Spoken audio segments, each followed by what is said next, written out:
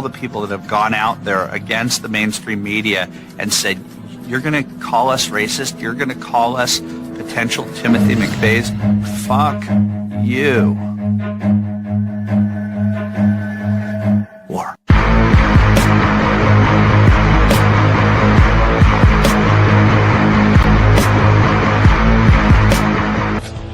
Quite sure he's right. Obsessionally neurotic. Pretty dangerous, in fact. Let us never tolerate outrageous conspiracy theories. Do you mean you doubt your powers to convince him? Say it! Say it! All right, I'll say it. Worse than that. What I'm afraid of is his power to convince me. We're talking about putting a manifestly irresponsible man on national television. Sweetheart, be reasonable. War. This is the end game.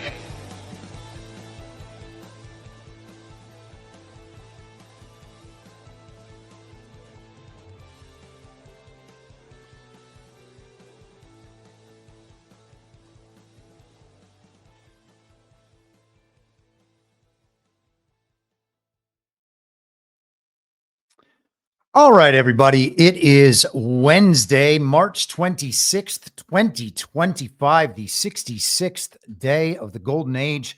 I'm your moderator, Chris Paul. Oh, let's be reasonable. We have had a few stories this week that I believe are tied together, and that the interplay of these stories is setting us up for some things that I hopefully think we'll see maybe beginning next week with the Liberation Day stuff, but in the coming weeks. And I think that they will all ultimately lead to what I affectionately refer to as Rico Grande, the lawsuit that Donald Trump filed, I think back in 2021, against Hillary Clinton and Marc Elias and numerous other defendants and numerous unnamed defendants, that deals with Russiagate and a bunch of other issues, and everything kind of intersects these issues. And eventually, I think that we will see the special counsel investigations, the Hur investigation, the Durham investigation, and the rest of that all come together into this massive RICO case intended to bring down the entire deep state criminal conspiracy at once, understanding that taking it down piece by piece and seeing these arrests and seeing these court cases is playing into the hands of the enemy, attempting to use their system in a way that would be totally ineffective based on their level of control within that system. And so I think that we're seeing little hints here, and that's the case I'm going to make today. And if you agree with me, wonderful. If you don't, that's all good. I'm happy to be a conspiracy theorist just talking crazy, as I was called throughout much of the end of 2023 and pretty much all of 2024. And basically in that period leading up to any of the elections we've had since 2020. And so let's get started there. And before we do that, actually, let me just fill this out a little bit more. Okay. So Trump had some kind of cabinet-esque meeting yesterday. A lot of the cabinet was not there. And he did some executive order signing and some question and answer with the media. One of the executive orders was on election integrity, and we'll get to that in just a second. One of the executive orders was going after another law firm. And one of the executive orders was declassifying documents from Crossfire Hurricane, something that he already did before he left office in January of 2021. And so I think that those intersect with this whole signal chat business. And we're going to get into, and some of the hearings that have been held in the Senate and then in Congress in the House today. And so we're going to get into kind of all of those elements, and hopefully you'll see what I see. And I guess we'll just see how it goes. But let's start with the election integrity bit. And this was Donald Trump yesterday in the cabinet room. I have an executive order for your attention on the very important subject of election integrity. We believe that this executive order is the farthest reaching executive action taken in the history of the Republic to secure our elections. Among numerous other aspects of this executive order, this is going to cut down on illegal immigrants on the voter rolls, ensure that the Department of Homeland Security and the data that they have available is being fully weaponized to ensure that illegal immigrants aren't voting. This will include a citizenship question on the federal voting form for the first time. This executive order instructs the EAC to cut federal funding to states that don't take reasonable steps to secure their election. This calls on the Department of Justice to vigorously prosecute election crimes, particularly in states that we don't believe are in compliance with federal law around election integrity. I could go on for a while, sir, but the compliance with national election day rules, cracking down and investigating and prosecuting foreign interference in our elections, revoking President Biden's Executive Order 14019, which essentially weaponized government to corrupt and pollute our election process. There's a lot in here, but we believe that these are very important steps that we need to be taking as an administration at your direction to ensure that our elections are as secure as they possibly can be. Okay, you all understand that? Yes. Election fraud, you've heard the term. We'll end it, hopefully. At least this will go a long way toward ending it. There are other steps that we will be taking in the coming weeks, and we think we'll be able to end up getting fair elections.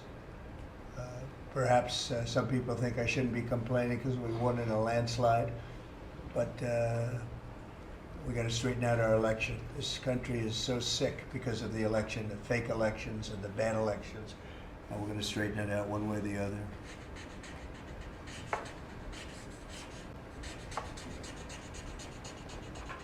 And it's an honor to sign this one. To sign all of them, but to sign this one is a great honor.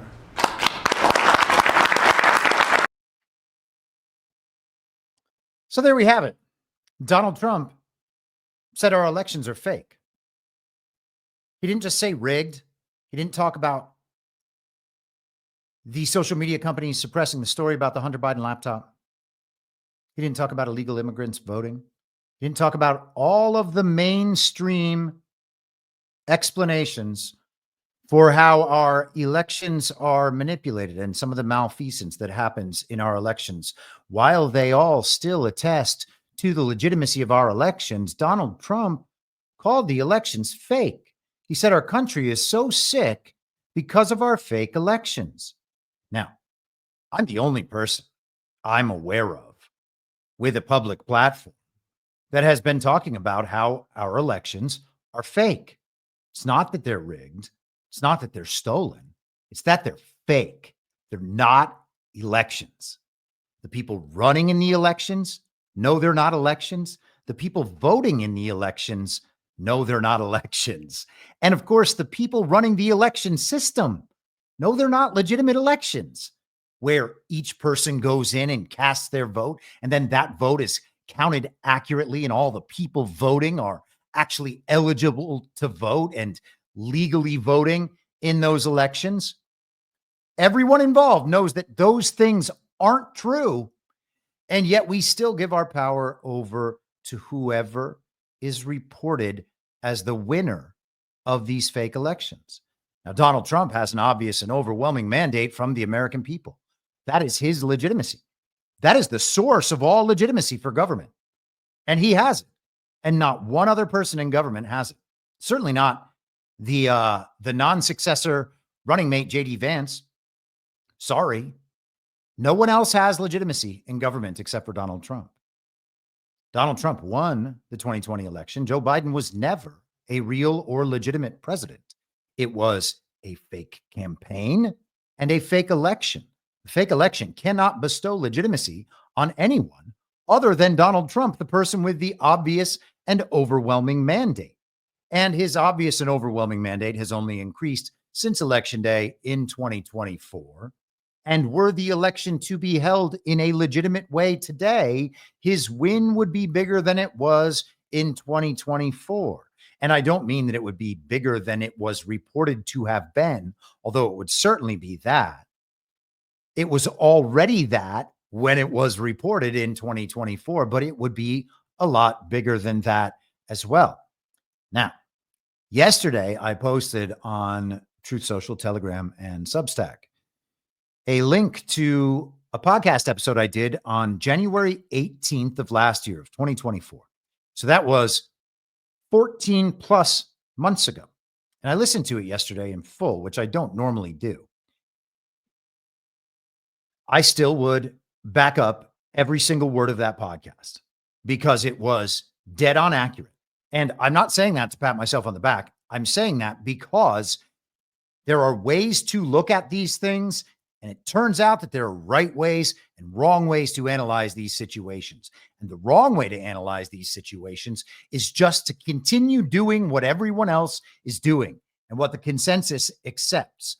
And that's what happened throughout last year. And I took no small measure of shit from supposed Trump supporters and MAGA supporters and truth community people and Q people. And of course, quote unquote, conservatives, all these people. Why?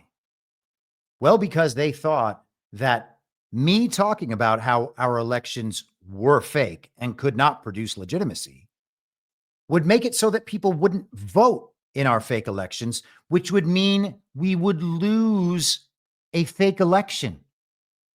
And they couldn't deal with that. Why couldn't they deal with it? What does it mean to lose a fake election? Well, what did it mean in 2020? It meant we had to go through the 4 years of the fake and illegitimate Biden administration, where the TV told us that everything was falling apart.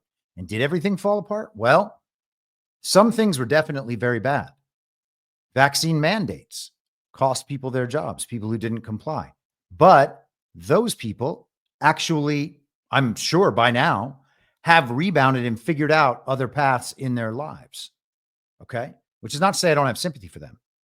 I dealt with the same situation myself in 2020 when my career was ended in the snap of Gavin Newsom's fingers, when we had the very deadly pandemic and California decided to close its entire hospitality industry. Okay. So that happened in 2021. People believed they had to get vaccines due to the mandates, or else they would lose their jobs and their careers. Some people stood up to that and then lost their jobs and their careers. And I feel very bad for those people.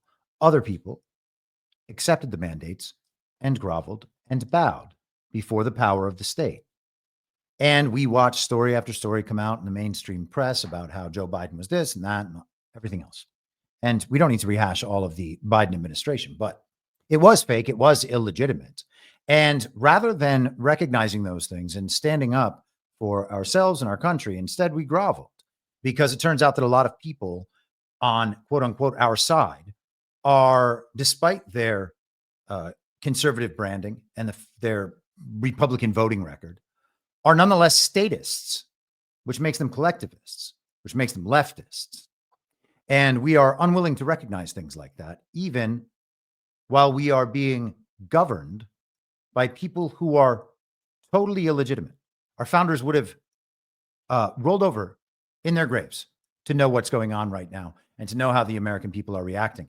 And I made the argument last January that what we were going to see throughout that year was an obvious media narrative that suggested there was no way in the world that Joe Biden or Kamala could possibly win. It ended up being Kamala, of course. And that no matter what, that means that Donald Trump would be announced the winner. And that would not make the election real. The election would still be fake. And it was actually the Uniparty regime's best bet to declare Donald Trump the winner and then begin immediately the same sort of subversion that we saw in 2017. And that is exactly what we have witnessed, because our elections are fake. Now we're going to get into this executive order. And I think that the executive order is fine. We talked a little bit about this on Monday.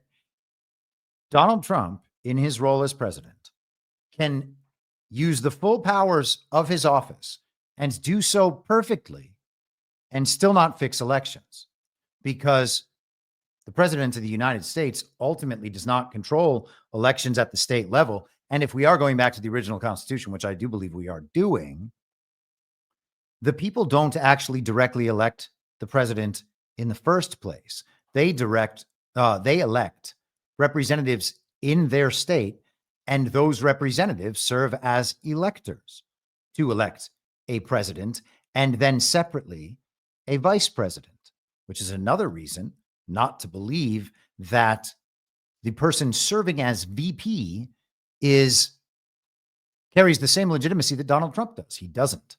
Okay. I've said for years now that I think the goal of all this is to take us back to that original Constitution. And I believe that that is proving true over time. I believe that the pattern, that the reality that emerges fits that pattern and suggests that we are still headed at top speed in that direction. And if that's the case, then we have to analyze things through the understanding of what the original Constitution was intended to produce and what it actually meant and the way that our processes actually work. Okay. And so we have Donald Trump doing things like fixing voter ID. Again, we're going to get into that. But the point I want to make crystal clear is that at no time last year did we resolve our fake elections, nor did we convince the American people that our elections are fake. And instead, what happened is the worst case scenario, as I described it throughout the year. Donald Trump would be announced the winner by the television, and then immediately everyone who knew that our elections were fake would immediately roll over and simply say, well, I guess maybe they're not that fake if Donald Trump won. And it's funny because we actually had people on Badlands doing that the day after, and then suggesting that because Trump won in 2024, maybe 2020 wasn't stolen either, except for the fact that the 2024 elections were blatantly stolen in multiple states.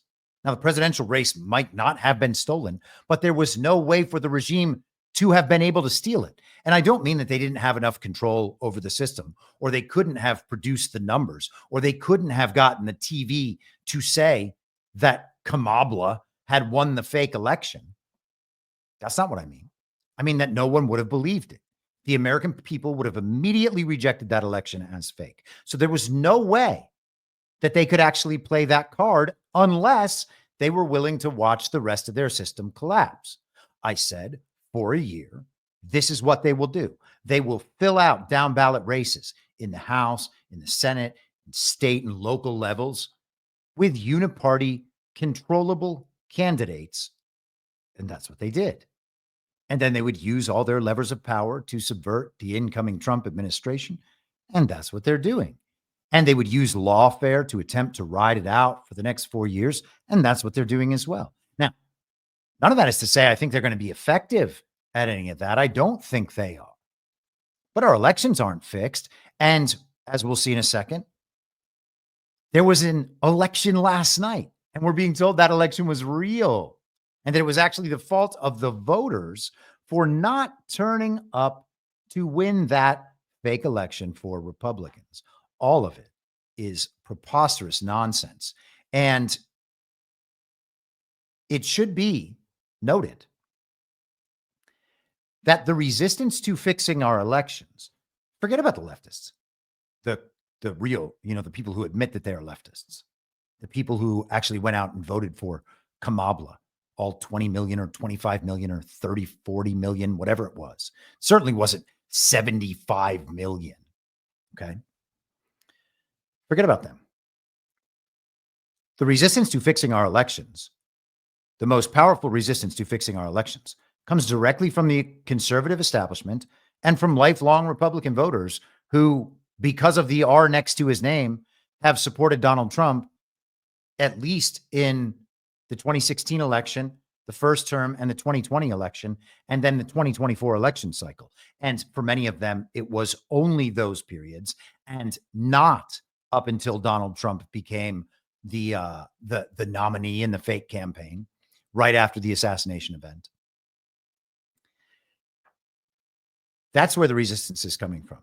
The Republican establishment and people who are actually Trump supporters who believe themselves to be awake by virtue of them supporting Trump and supporting the mainstream conservative, quote unquote, influencers and podcasters online. That's why our elections aren't fixed, because no one's demanding it. Why is no one demanding it? Well, we're all just hoping that Donald Trump keeps doing what he's doing, and then J.D. Vance can be our new ruler in 2028. Everyone is prepared to grovel forever. And it's not going to work, and we cannot allow that to happen, which is why we actually need to tell the truth about these things. And I would encourage people to go back and listen to that episode from early 2024. Here is the episode. I'm dropping the link in the chat. It's called Lose the Training Wheels. And you will hear these arguments made. And I argue that to convince people that they absolutely must vote in a fake election is not only immoral, it is a recipe for the entire thing backfiring in our faces. And that was exactly right. And this is what it is to get the hose again. And we will see how much more we need to get the hose. But let's go to Trump's executive order. And let me just reiterate, no matter how perfectly Donald Trump does his job as president, our fake elections need to be reckoned with by the American people at the state and local levels. And that requires people understanding how truly fake our elections are. And it's not just about illegal aliens voting in our elections. It's not just about the censorship that manipulated the elections. It's about the fact that the system itself is incapable of producing legitimacy. And people don't want to deal with that because they are statists. And they want to believe that the people they're obeying have the will and consent of the American people to rule them. And I guess there's a certain theory that would suggest that will and consent is actually given by the refusal to resist their rule. And resisting their rule was the way to nullify their unconstitutional behavior, according to those in the founding era. But we don't do that now. We just hope for another election. Another fake election is always around the corner. And that is pretty convenient for the regime, is it not? We had an election in November. Now we have another election last night, and then we have another election next week. And then a few weeks after that, I'm sure we'll have another election. And then the fall, we have off-year elections. And then we go right into primary season for the 2026 midterms. And so there are elections in the spring and the fall. You just have to do it 2 or 3 times a year and get people to all agree that it's absolutely necessary. We win this seat or this Supreme Court seat or this state Senate race. And I'm not saying that those offices in a functioning system wouldn't be important. They would be important. But these elections are spaced out and designed to keep people in the constant cycle of voting and believing that their solutions are going to come from the state via voting. That is not how any of this is going to be solved. And Donald Trump has done absolutely everything in his power and continues to wake people up to this reality. Unfortunately, his own supporters are the most resistant. Preserving and protecting the integrity of American elections. Despite pioneering self-government, the United States now fails to enforce basic and necessary election protections employed by modern developed nations, as well as those still developing. India and Brazil, for example, are tying voter identification to a biometric database, while the United States largely relies on self-attestation for citizenship.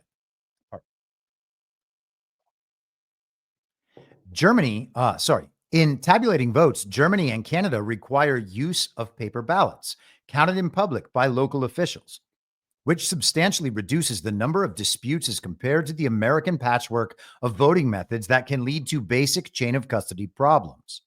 Further, while countries like Denmark and Sweden sensibly limit mail-in voting to those unable to vote in person and do not count late arriving votes regardless of the date of postmark. Many American elections now feature,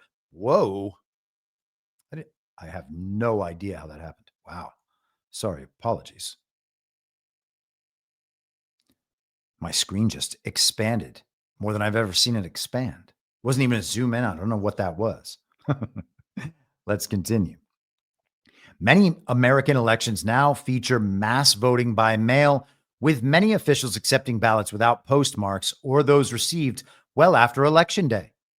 Free, fair, and honest elections unmarred by fraud, errors, or suspicion are fundamental to maintaining our constitutional republic. The right of American citizens to have their votes properly counted and tabulated without illegal dilution is vital to determining the rightful winner of an election.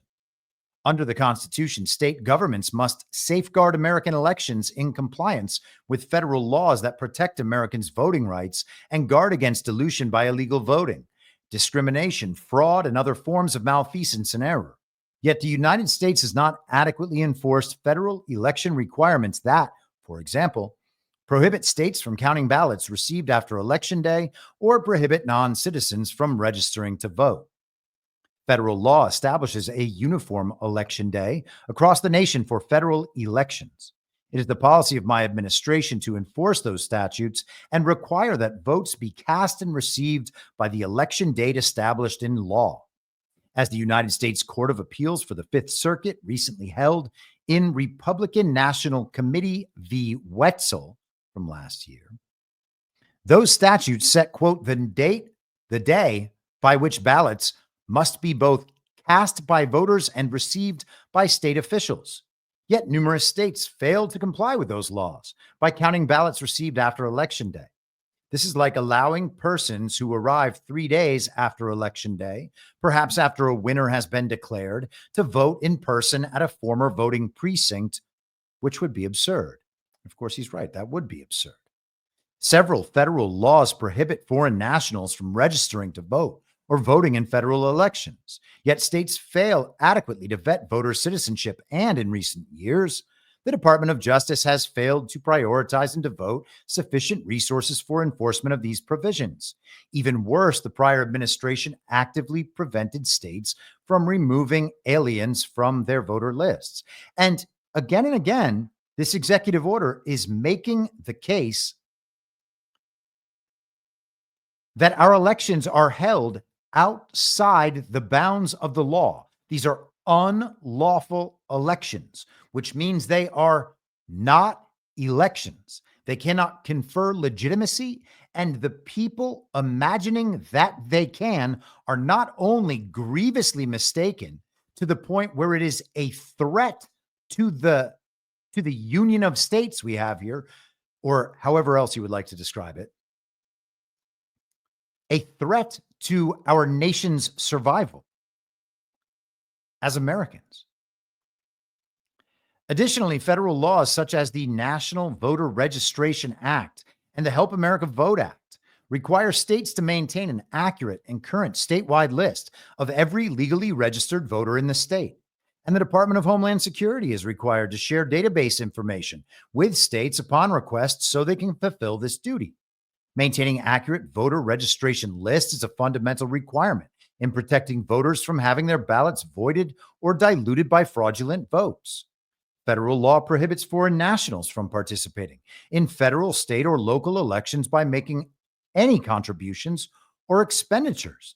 But foreign nationals and non-governmental organizations have taken advantage of loopholes in the law's interpretation, spending millions of dollars through conduit contributions and ballot initiative related expenditures. This type of foreign interference in our elections process undermines the franchise and the right of American citizens to govern their republic. Now, a lot of people have noted online that they believe Donald Trump has, with this part of the executive order, gone after the influence of AIPAC. Now, I'm not sure if the influencers online making this case are doing so to go viral, and if so, whatever. They may have some sort of point, but I'm not sure that's the primary influence that AIPAC has. And if it wasn't AIPAC interfering in campaigns or supporting campaigns with lobbying money from a foreign organization, there would still be many other ways that influence would still run in large part America's government. The influence goes much deeper than campaign contributions to various congressmen. And, all of them include the idea that Donald Trump got all this money, as if Donald Trump needs money for campaigns. The whole thing is so silly.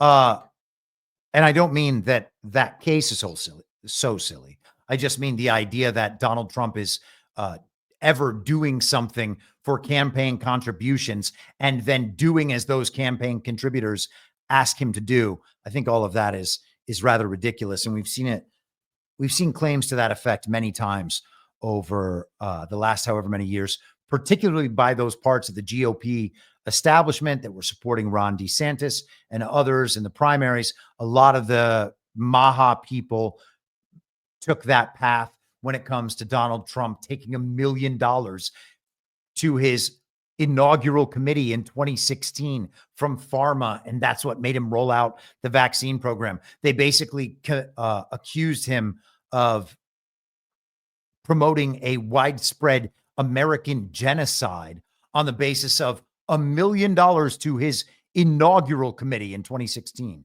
as though he went out and solicited that money and made handshake deals. Oh yeah, I'll poison all these people so I can make another 0.001% of my fortune. These people, man. Above all, elections must be honest and worthy of the public trust. That requires voting methods that produce a voter verifiable paper record, allowing voters to efficiently check their votes to protect against fraud or mistake. Election integrity standards must be modified accordingly. It is the policy of my administration to enforce federal law and to protect the integrity of our election process. So, citizenship requirements. He goes through a list of various methods to ensure that the people casting votes in federal elections are actual American citizens. Will any of that actually work? What are the mechanisms of enforcement? Well, there is the threat of DOJ prosecution, which is named later in the executive order, and the threat to cut off funding. And unfortunately, I don't believe, and I'm open to being wrong about this, but I don't believe there's any way that he can actually guarantee that the states will abide by these provisions. If they are willing to risk their funding, knowing that they can just get funding from outside sources, like they did in 2020, when Mark Zuckerberg donated $400+ million to election processes to fortify our elections in the face of the very deadly pandemic throughout 2020, buying off election judges, setting up the mail-in drop boxes. I think they had the mobile, what did they call them? The mobile voting centers. I can't remember. They had a particular catchy name, but they would basically have an RV where you could go and cast your absentee ballot and they would just collect it for you. Mark Zuckerberg paid off local officials and then had clawback provisions in the contracts. So if they took that money, put that money in their bank account, bought a car, whatever, or the city spent that money on whatever the city would spend the money on, maybe it was election processes, maybe it was something else. It's probable that a lot of that was just payoffs. And then they didn't produce the results that were demanded from the Center for Tech and Civic Life, who operated the program. Then they had clawback provisions so they could get that money back. And who would have to foot those bills? Well, the taxpayers would have to foot those bills. So they produced the outcomes desired. And we saw how that went. And again, to make it 100% clear, I believe that all of this was monitored, captured, caught, etc. Documented. I believe it's probably all in court cases that have been ongoing and or finished back in 2020 and 2021, and then just kept under wraps for these last 5 years, 4.5 years. I fully believe this stuff is going to be taken care of. Okay. So don't take any of this stuff as me blackpilling in some way. What a concept that has kind of lost its cachet since the fake election of 2024. I mean, what's even the point of talking about that anymore? It's like people just don't want to ever feel bad about how things are going. It's like, well, I'm going to solve the problems by cheerleading. Hey, when has a cheerleader ever helped a football team win a game? Do cheerleaders catch the touchdown passes? No. Do they run the ball up the field? No. Do they sack the quarterback? No. They entertain fans on the sideline and have absolutely nothing to do with the action whatsoever. As do the cheerleaders online. Let us continue. Providing other assistance to states to verify eligibility. And he goes through a list here as well. Improving the Election Assistance Commission. I thought this was interesting. Within 180 days of this order, the Election Assistance Commission shall take appropriate action to review and, if appropriate, recertify voting systems under the new standards established under subsection B1 of this section, and to rescind all previous certifications of voting equipment based on prior standards. Rescind all certifications of voting equipment based on prior standards, and then recertify everything according to the law. Now, we know just another element of how fake our elections are is that the systems were not certified. And I would just suggest, as a possible reason for that, the people doing the certifications did not want to go ahead and do the certifications because that would further involve them in another fraud in our elections. The fraudulent certification of systems that were not actually certifiable. And again, in the Fox versus Dominion lawsuit that we were told was settled for $787 million and led to the firing of Tucker Carlson, so ridiculous, who's now back under Murdoch Media as part of Red Seat Ventures, by the way. $787 million. In the discovery documents, in Dominion's discovery documents, in that case, it shows that Dominion was aware that their elections could not produce reliably accurate, certifiable results. And that was also attested to by the country's foremost expert on election systems, J. Alex Halderman, in his report. And that was part of a Georgia case, Curling v. Raffensperger, since 2019. Okay. So election after election after election is held under these systems that are knowingly unable or known to be unable to deliver reliable, accurate, certifiable results. If you don't think our elections are fake, even though the courts have it recorded that the systems can't produce reliable results, I don't know what to tell you. Okay? At some point, we got to accept those elections are not elections. Whatever they are, they're not elections. What they are is collective psyops. We are participating in our own hoodwinking when we attribute realness and legitimacy to fake elections.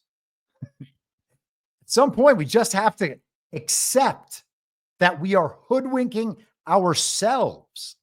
It's funny. I was talking about this on Substack yesterday. In my Substack post, I quoted the band Mad Season, which was members of Pearl Jam, Alice in Chains, and I think maybe one other band from the Seattle grunge era. In a song called River of Deceit, Lane Staley of Alice in Chains sings, "Our pain is self-chosen." And I think that is where we are when it comes to our elections. Let us continue. Prosecuting election crimes. Now, here's an important part, because we haven't seen too many election crimes actually get prosecuted. To protect the franchise of American citizens and their right to participate in fair and honest elections, the Attorney General shall take all appropriate action to enter into information sharing agreements to the maximum extent possible with the chief state election official or multi-member agency of each state. These agreements shall aim to provide the Department of Justice with a detailed information on all suspected violations of state and federal election laws discovered by state officials, including information on individuals who registered or voted despite being ineligible, or who registered multiple times. And this goes along with the illegal aliens as well. They have the motor voter laws where illegal aliens, when they sign up for driver's licenses, which they also shouldn't be allowed to have, are registered to vote. You might wonder, hey, is that why all those states made it so that they could get driver's licenses? Because if we tie voter registration to getting a driver's license and there's no citizenship check on the driver's license or the voter registrations, well, then we've got all these additional voter registries that we can use. And if anything goes wrong, it's the illegal aliens' fault. And who can even find them? It's incredible. And it's worth further mentioning, especially if you were not a person who was listening to my podcast throughout last year, that the concern is not that illegal aliens are going themselves to polling locations and entering their votes on the machines or writing them down or sending in mail-in votes or any of that. Okay. It's that the collection of illegal alien votes that they are never going to try to vote are a knowable quantity for people with access to voter rolls. And the states have public-private partnerships like with Rock the Vote, for instance, and other voter registry organizations. And those private organizations have access to voter registries. So with some relatively simple analysis with the technological state of things right now, they can figure out the collection of voters who don't ever expect to receive a ballot and don't ever expect to go down to the polling station and vote.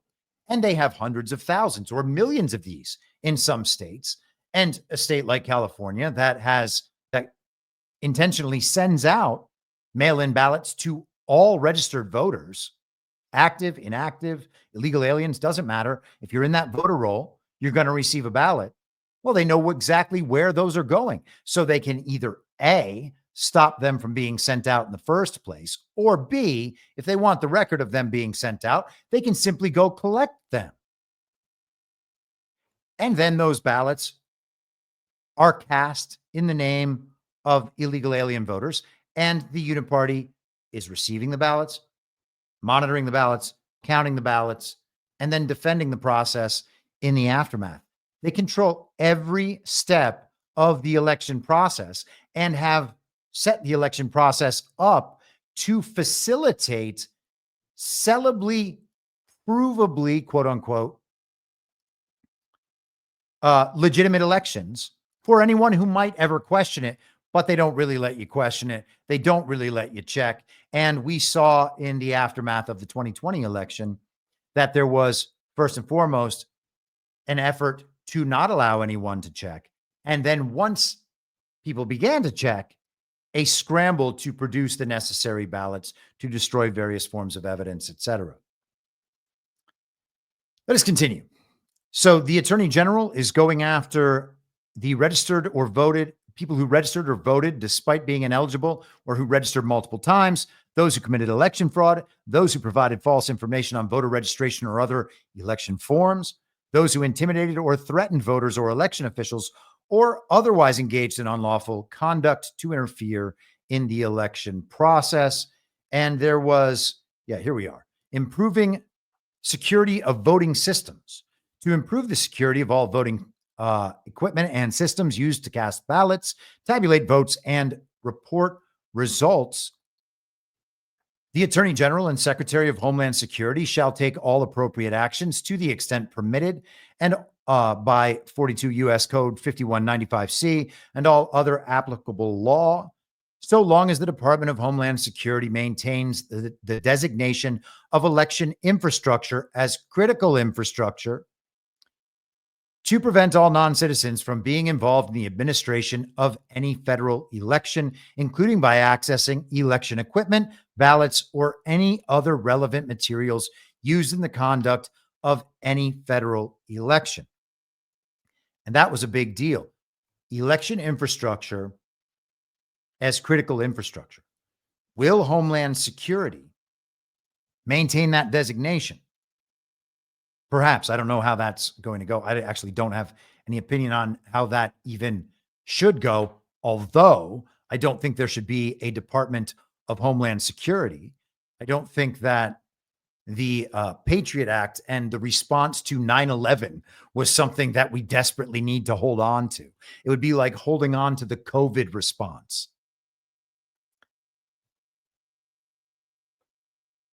So, to the extent that that is going to be maintained as critical infrastructure, if the Department of Homeland Security is going to claim that's critical infrastructure, then they actually need to follow through and do their jobs to protect that critical infrastructure. And they have not done that. If they have done that, we either A, don't know about it because those efforts have been kept behind the scenes, or the results of those efforts have been kept behind the scenes,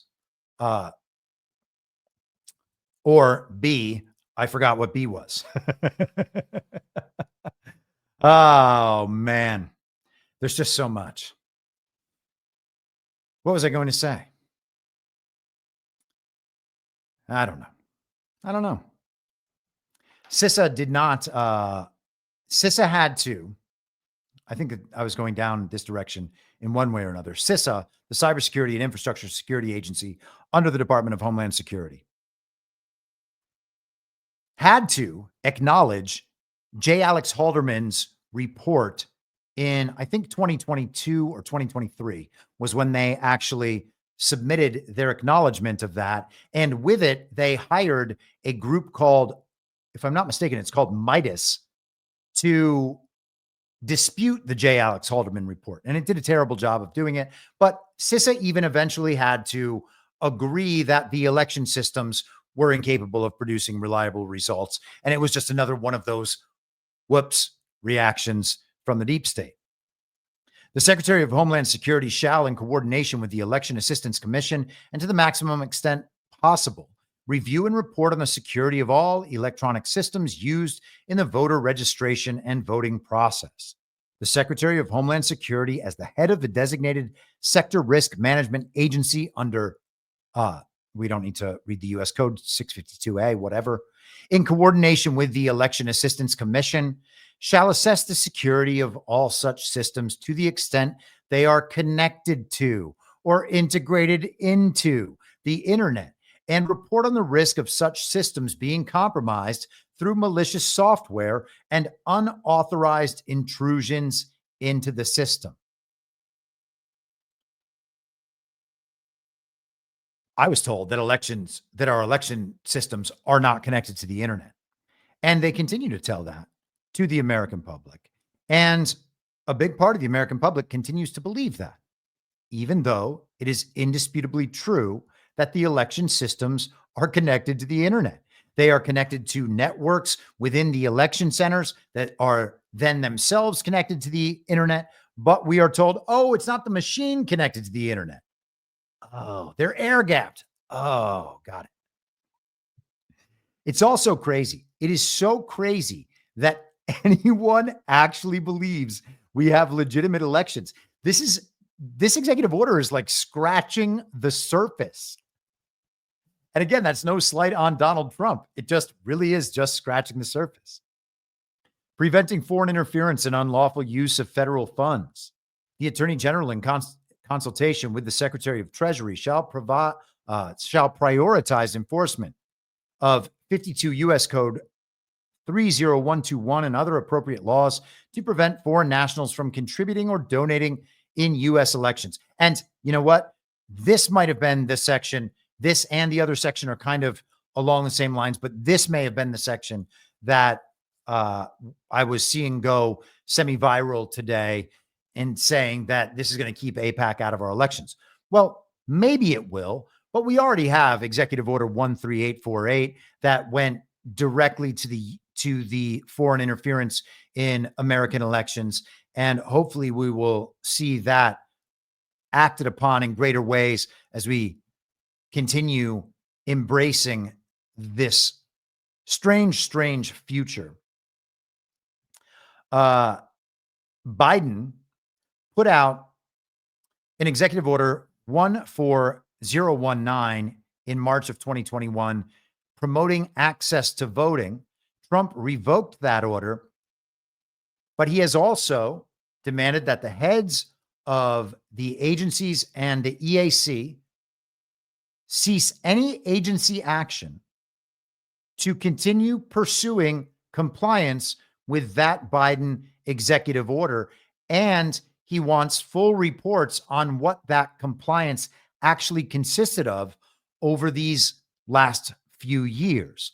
What did each of these agencies tasked with promoting access to voting, all the agencies, that was what the Biden executive order was designed to do.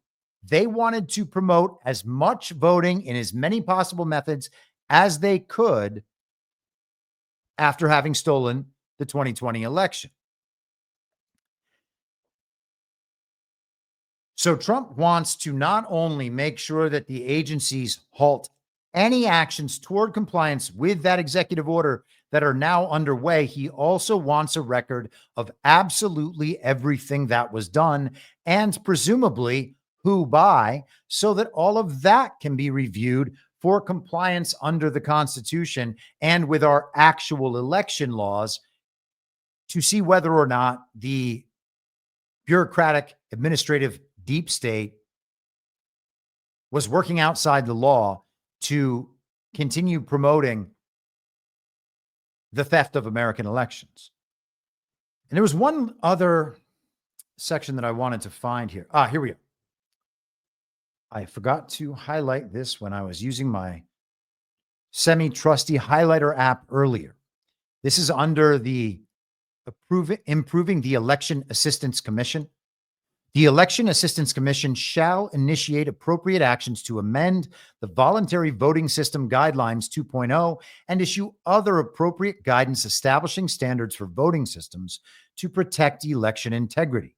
The amended guidelines and other guidance shall provide that voting systems should not use a ballot in which a vote is contained within a barcode or quick response code, that's QR code, in the vote counting process, except where necessary to accommodate individuals with disabilities, and should provide a voter verifiable paper record to prevent fraud or mistake.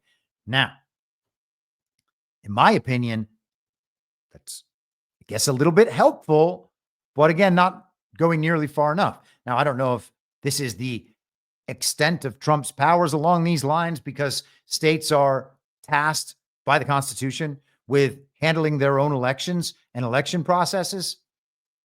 But the situation as it exists now is when you vote on a touch screen, a receipt for that vote is printed. And this is the experience I've had in California and in Texas. And then you feed that receipt into another machine and that counts it. And that receipt counts as your paper ballot, even though that is not at all what people are asking for when they want hand-marked, hand-counted paper ballots, okay? You can say paper ballot, and by the broad definition of paper ballot, that receipt counts as a paper ballot, so that means we have paper ballots in those elections, but that is not a paper ballot. That is not what election integrity experts are talking about when they're talking about paper ballots. And then the other part is with those machine voting systems, You could look at your ballot and say, yes, I chose this candidate. I chose this candidate. I said no to this measure. I said no to this measure. I said no to this measure. Okay. You can go through and check what it says on your ballot. But if what the machine you're feeding it into counts is a barcode or a QR code, you have no way of knowing that the words printed on that ballot or your entries into the touchscreen system are actually represented in that barcode or QR code that will be counted. And that's the problem with these systems. There's actually no way to verify that. And this is helpful along those lines, but it doesn't get us all the way there. And having these voting machines still be a necessary component of our elections means that we cannot ever assume that the reported results accurately reflect the will and intent of the voters. And without that, there's nothing. There is no legitimacy to be gained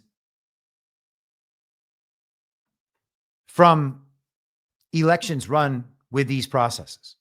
So again, Donald Trump can be doing his job perfectly and to the full extent of his powers as president of the United States of America. And we can still have fake elections. Okay. We have to get it out of our heads that Donald Trump is fixing everything just because the TV keeps saying he's fixing everything. That's not a slight against Trump. It's a reality of the situation. And unfortunately, the reality of the situation is being ignored in favor of the cheerleading about the headlines and about what we're being shown on Fox News. And ooh, Stephen A. Smith and Bill Maher, they're saying such based and red-pilled things. Look at what the normies are hearing. Look at what those leftists are hearing. Yes, they're hearing messaging that is going to take them from the Uniparty left to the Uniparty right for a little while at least. And what does that do? It does absolutely nothing. And it's funny because, as I said before, some of the heat that I took last year, sometimes directly and sometimes just with being totally frozen out, right? And of course, being the devolution guys, we've been accused for 5 years from various parts of the Q community of like undermining and subverting the entire thing because we were honest about Joe Biden's illegitimacy. And we believe that John put together a pretty well evidenced way that whatever was happening behind the scenes was shown to us, shown to the American public, and comports with the Constitution. So gosh, forgive us for that.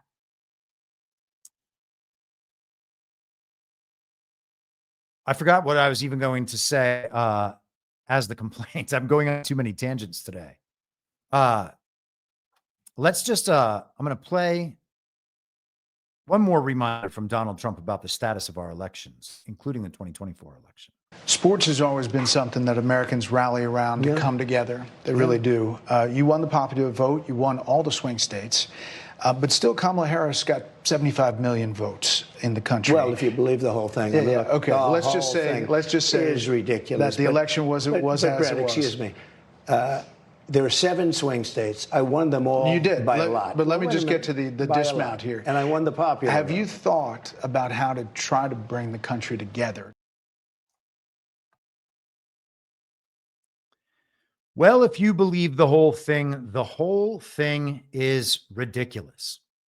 That's Donald Trump in response to the reported results of the 2024 election. What are we supposed to say about it? Do we want things to be fixed? This is what I was going to say regarding some of the blowback I received from people in the Q community. And by the way, there are influencers out there that I still see most people following and cheerleading along with who used to write to John Harold in his direct messages asking John to shut me up. I was going to make it so that people wouldn't vote in our fake elections, and we would therefore lose a fake election. They were demanding, first of all, John is not my boss. John is my friend. And I do respect John. And if John asked me to cool it on something, I don't know what I would do. I would try to have an honest conversation with him about it. And if push came to shove, I would just keep saying it. And then, things would be what they are. John and I, before Badlands ever started, had a conversation where it was said explicitly by me in no uncertain terms, I will never curtail anything I say to be part of a network. And he said, good, I don't want you to. And at no point has he ever attempted to curtail anything I have said on Badlands. Okay. Just to make that 100% clear. But people who are like respected members of the truth community were trying to get John to silence me. Okay. So keep that in mind. And it's very funny because, of course, they're all the biggest fans in the world of Lieutenant General Michael Flynn. And Michael Flynn's entire thing is local action has national impact. All right. That's the opposite of cheer for the television while Donald Trump solves your problems. Total opposite. I'm going to try to, I think maybe I will try to actually do a podcast with General Flynn. I don't know if he'll do it or not. He just did one with G Money the other day though. So maybe he will. And he's gone on with the Eye of the Storm guys and stuff. We'll see. But I would like to ask him about that because the elections are one of the things that has to be handled locally. In fact, really everything needs to be handled locally. And if I am correct about my big picture assessment of what Trump's ultimate goals are, which is to unwind this process back to at least the original Constitution, if not before, then it is necessary to take us back to that point. First of all, because our elections will be totally different, but also because our federal government was never intended to do all of these things. Okay. And so if we unwind to that point and we dismantle the federal bureaucracy, the federal government will be left doing very, very few things. If we are on the path to that, we should assume that however much we can see ourselves on the path to that, they are much further down that path. It is entirely possible that to all important, for all intents and purposes, at least the important ones, the federal government's been dismantled already and isn't actually doing anything. And we wouldn't even recognize it because we continue to invest our time and energy into the TV show while we are seeing perpetual psyops, even the ones from our side. And we're like, it's good that we attacked the Houthis. Did we? It is a deep, deep morass. But the truth is, the limits to our knowledge are very local, and the limits to our actions must also be very local. And it's amazing that the people who, and I use this term with no disrespect intended toward Michael Flynn, but people who worship Michael Flynn aren't invested in local action. They're not even invested in understanding the principles of local action or suggesting that, hey, all our problems are not going to be solved by Donald Trump just because he was declared by the television as the winner of a fake election in 2024. The adults are back in the room. Unbelievable. Anyway, I don't want to sound like I'm bitching, and I might sound like I'm bitching, and I accept that complaint. I do believe it's justified. And I do believe that these things have to be said by someone.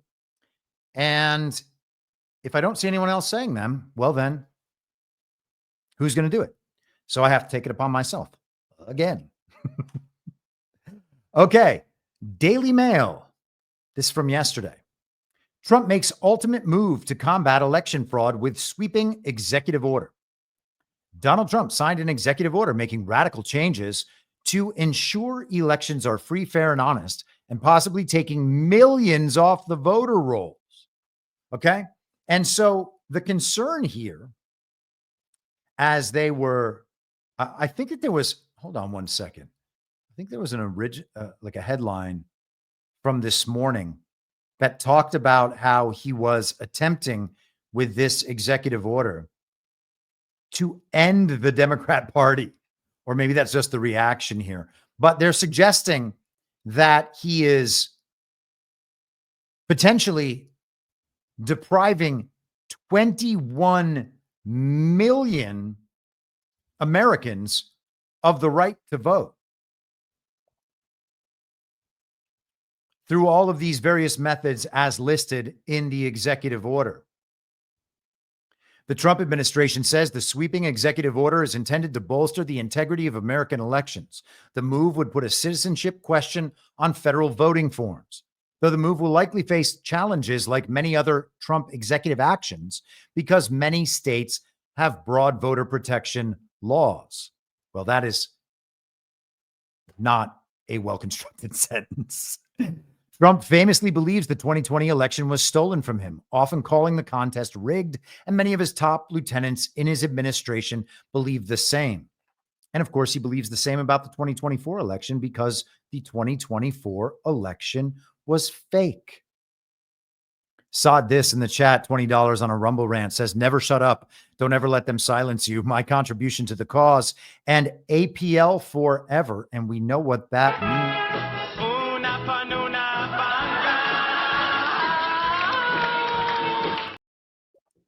And thank you for that. And I really do appreciate the support, guys. And I've been receiving plenty of it online as well. Yeah. Things are probably going to head in a different direction relatively soon.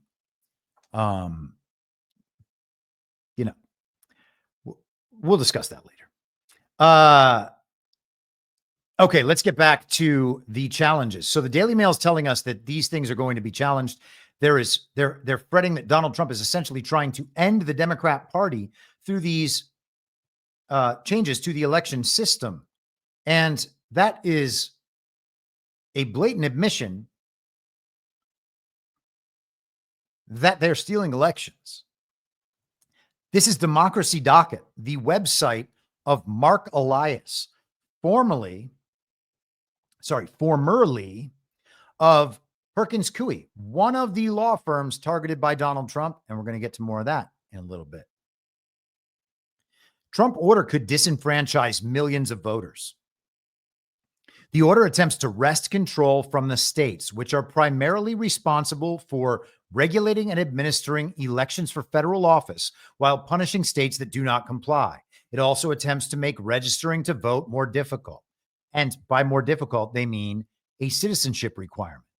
I should also mention that in terms of the voter registration, the voter rolls, the voter registries need to be emptied completely to zero and then built back up, if at all, built back up from nothing with people who meet all of the eligibility requirements.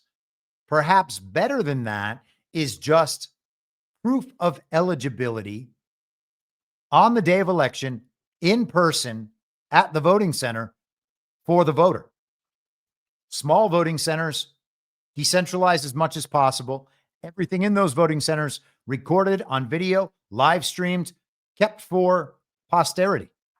All right. But the Scott Pressler effort to register as many voters as possible, that helps the election fraud system. And that was another one of the things that people couldn't deal with me saying in 2024. What do you mean? He's our hero. No, he's not. Okay. Another problem with this very first paragraph from the Democracy Docket. They're talking about Donald Trump wresting control from the states over our elections. The first piece of legislation proposed by the illegitimate House of Representatives in 2021 to be signed by the illegitimate President Joe Biden in 2021, H.R. 1, was about nationalizing elections. And in the COVID relief packages, the Uniparty attempted to nationalize our elections. They wanted universal mail-in balloting. All across the country, they wanted everyone to get mail-in ballots.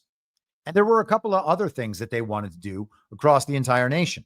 H.R. 1 was intended to essentially federalize our elections and remove the control over our elections from the states.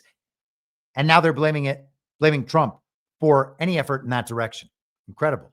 And this, by the way, isn't an effort in that direction. It is just an effort to enforce federal laws already on the books. The order attempts to The Democrat election lawyer Marc Elias was among those who said he will sue over Trump's order. And Democrat election officials quickly decried the order. So Marc Elias, election lawfare attorney, one of the people who was most responsible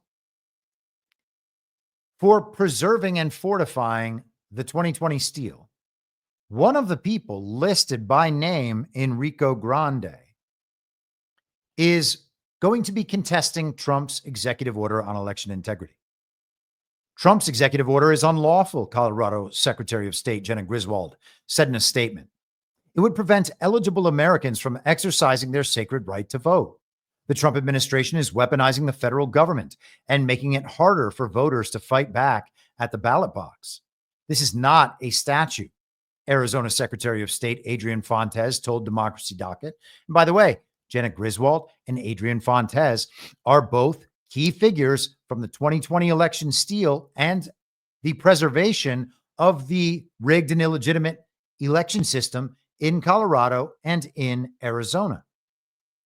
Fontes says this is an edict by fiat from the executive branch, and so every piece of it can be challenged through the regular judicial process. And good luck, commie. That doesn't mean that it's going to work or that whatever the courts decide is actually going to play, because unfortunately for these people, the entire institution of judicial supremacy and judicial review seems to be crumbling, which is a great thing. But what is most disturbing is the attitude behind it. And that is that it appears as though this is another one of the administration's building blocks in an attempt to avoid having to face the voters in 2026, Fontes added. I genuinely believe that the Trump administration wants to cancel the 2026 elections so that he and his party can stay in power. And we have to fight like hell against that by every means available.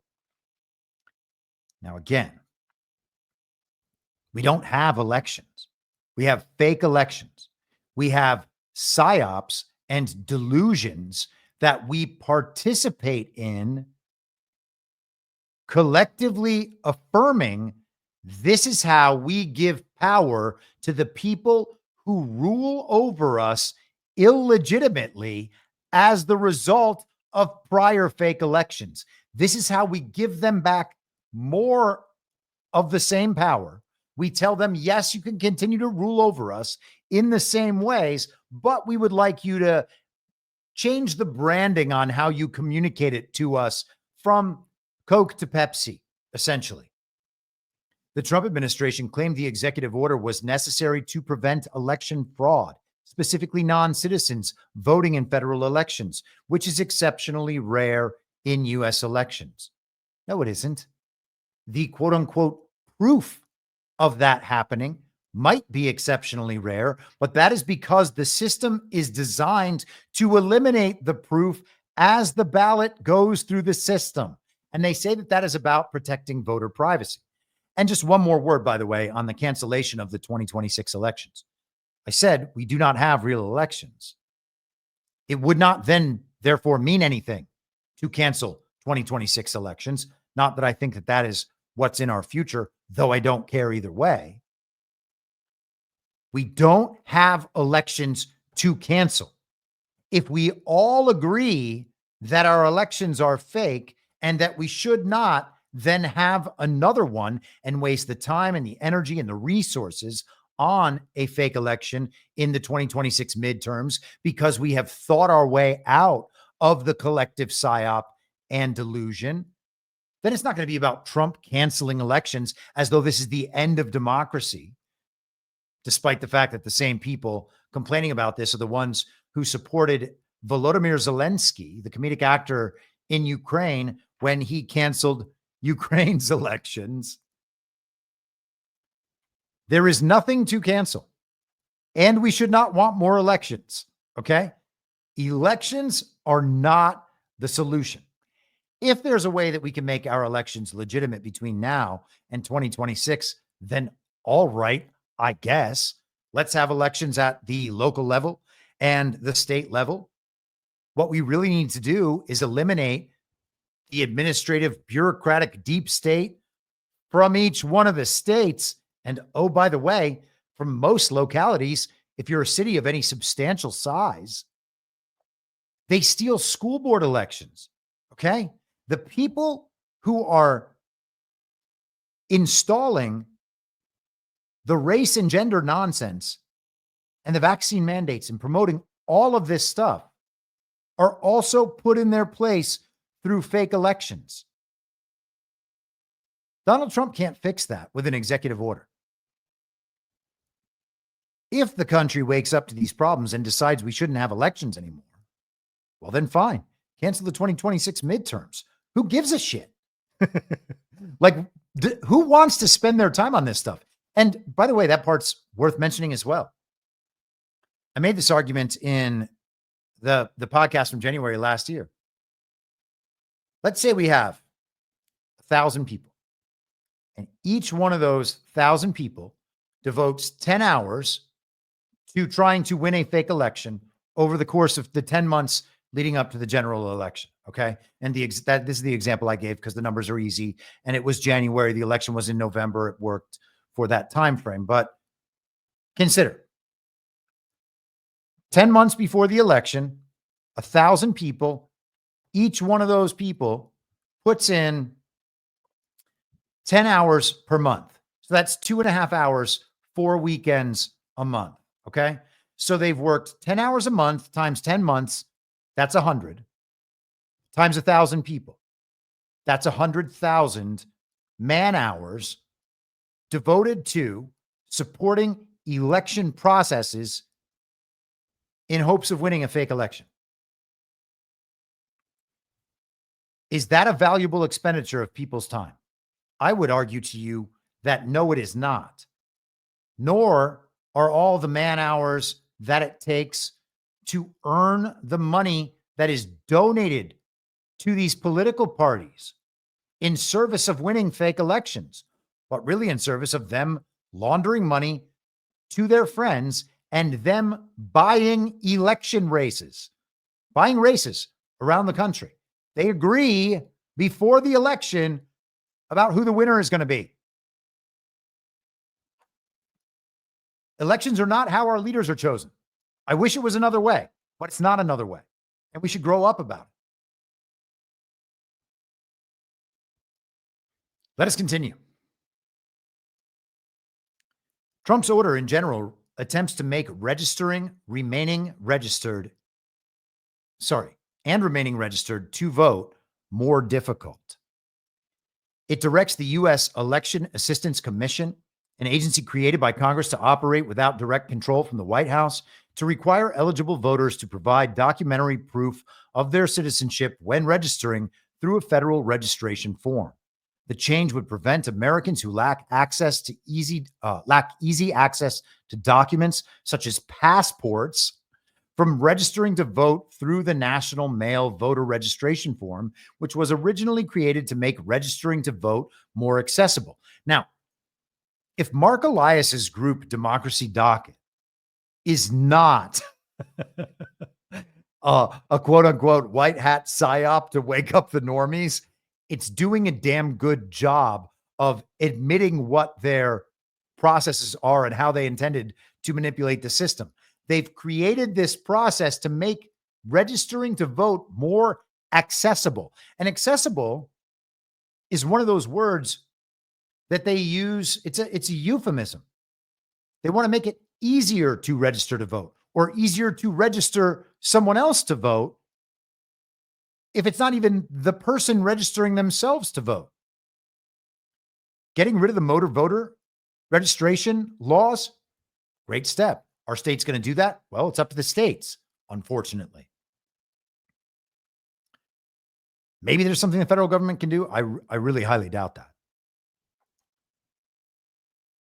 They are concerned that actual Americans are not going to be able to register to vote. We've all heard the same argument made about voter ID. It's impossible for poor Black old women to get driver's licenses.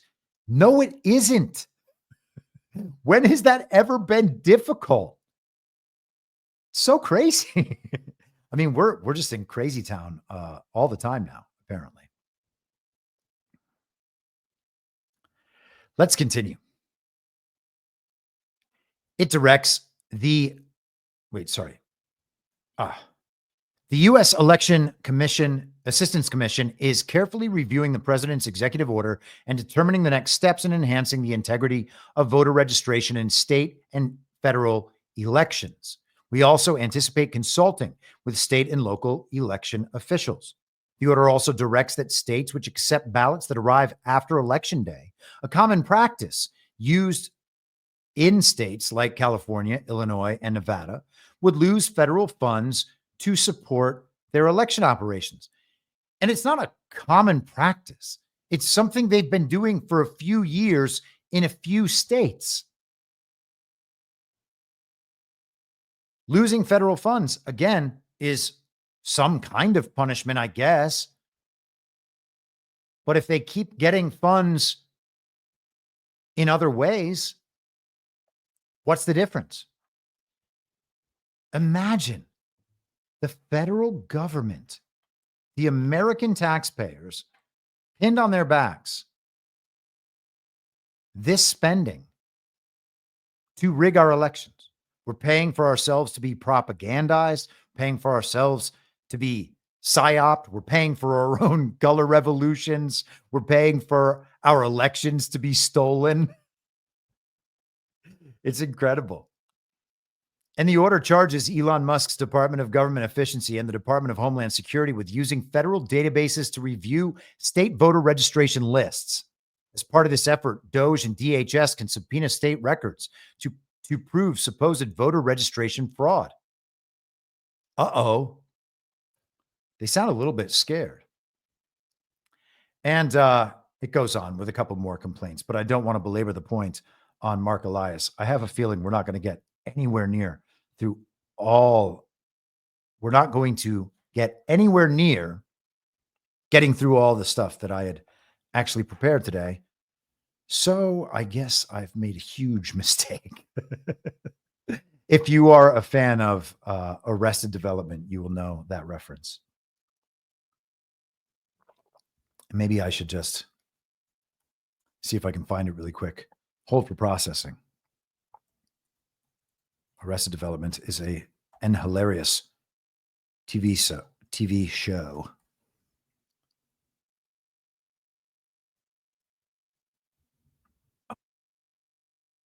I did not know that there was a compilation of all of these. Let's just spend a minute on it.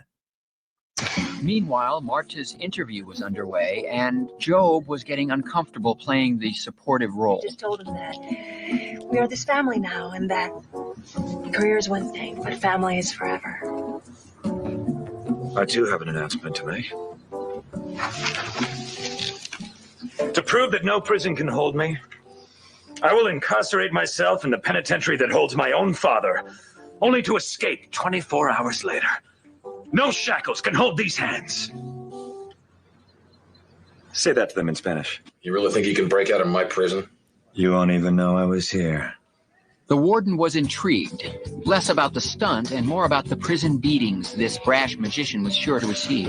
Any press is good press, huh? Well, that's one of those times that I wish I had watched the video in advance of playing it. Let's just cut to the chase here. Here we go.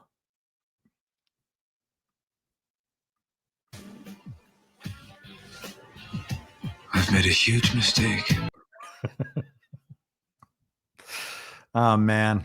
If you guys are not fans of Arrested Development, then that was absolutely meaningless, and I apologize. All right. So we had an election last night, and this is how the Gateway Pundit is covering it. Shock flip. Democrats snatch deep red Pennsylvania Senate seat for the first time since 1978, overturning a district Trump won by 15 points. And here's the thing. The final tally, a measly 482 vote margin. And why? Because Republicans couldn't be bothered to show up. Let's be real. This wasn't stolen. It wasn't rigged. It was handed over on a silver platter by Republicans who didn't even bother to vote. Only 29% of voters showed up. That means over 70% of registered voters did not cast their votes. Many of them Republicans who assume their district is so safe that it'll stay red by default. That kind of complacency just flipped a decades-long Republican seat to a Democrat. What proof do they have of that? One might ask. Well, the answer is zero proof whatsoever. That is just an acceptance of an election result for no reason, and then an emotional reaction blaming the voters for not going out. And then the queen of voter registration, Scott Pressler, said, I asked for help and no one would help us. Meanwhile, Illinois Democrats poured in $100,000 from a PAC. It's frustrating to do all this work while Republicans are busy celebrating and posting on social media. It makes me question if I should continue doing this work. Well, Scott Pressler, the answer is no, you shouldn't, but I get what you mean about questioning it.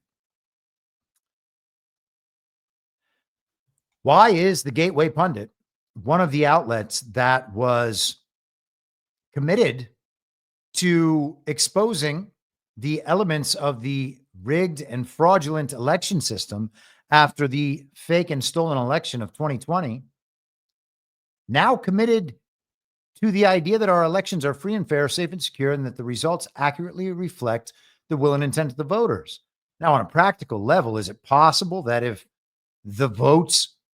a bunch more Republicans came to quote unquote vote and that everything else as it was done in this election remained the same, we might have gotten a different result?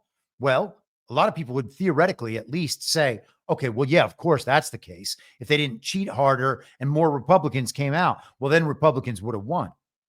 Well, first off, all of this analysis forgets about the Uniparty, and wanting a Republican in that seat in the first place forgets about the Uniparty. If it's just another Uniparty Republican, what difference does it make? No difference. That's the point. We cannot assume that elections are real because the margin was close and the turnout was low. We're going to have a lot of low turnout elections, particularly as the illegitimate, fraudulent election system is dismantled. Okay. If we have voter rolls that are bloated with who knows how many ineligible, inactive, illegal voter registrations, and the system is not ginned up to make use of all those voter registrations in the casting of fake ballots, well, then the turnout number is always going to be low. And if you examine elections around the world that are, like, you could go to here. In fact, let's just run the experiment together. I've talked about this stuff enough times on the podcast before that I feel comfortable just restating it, but let's skip that. And instead, we are going to go to, let's even just use the machine's favorite search engine, Google, and see what Google says about this. Here we go. What would be a good one?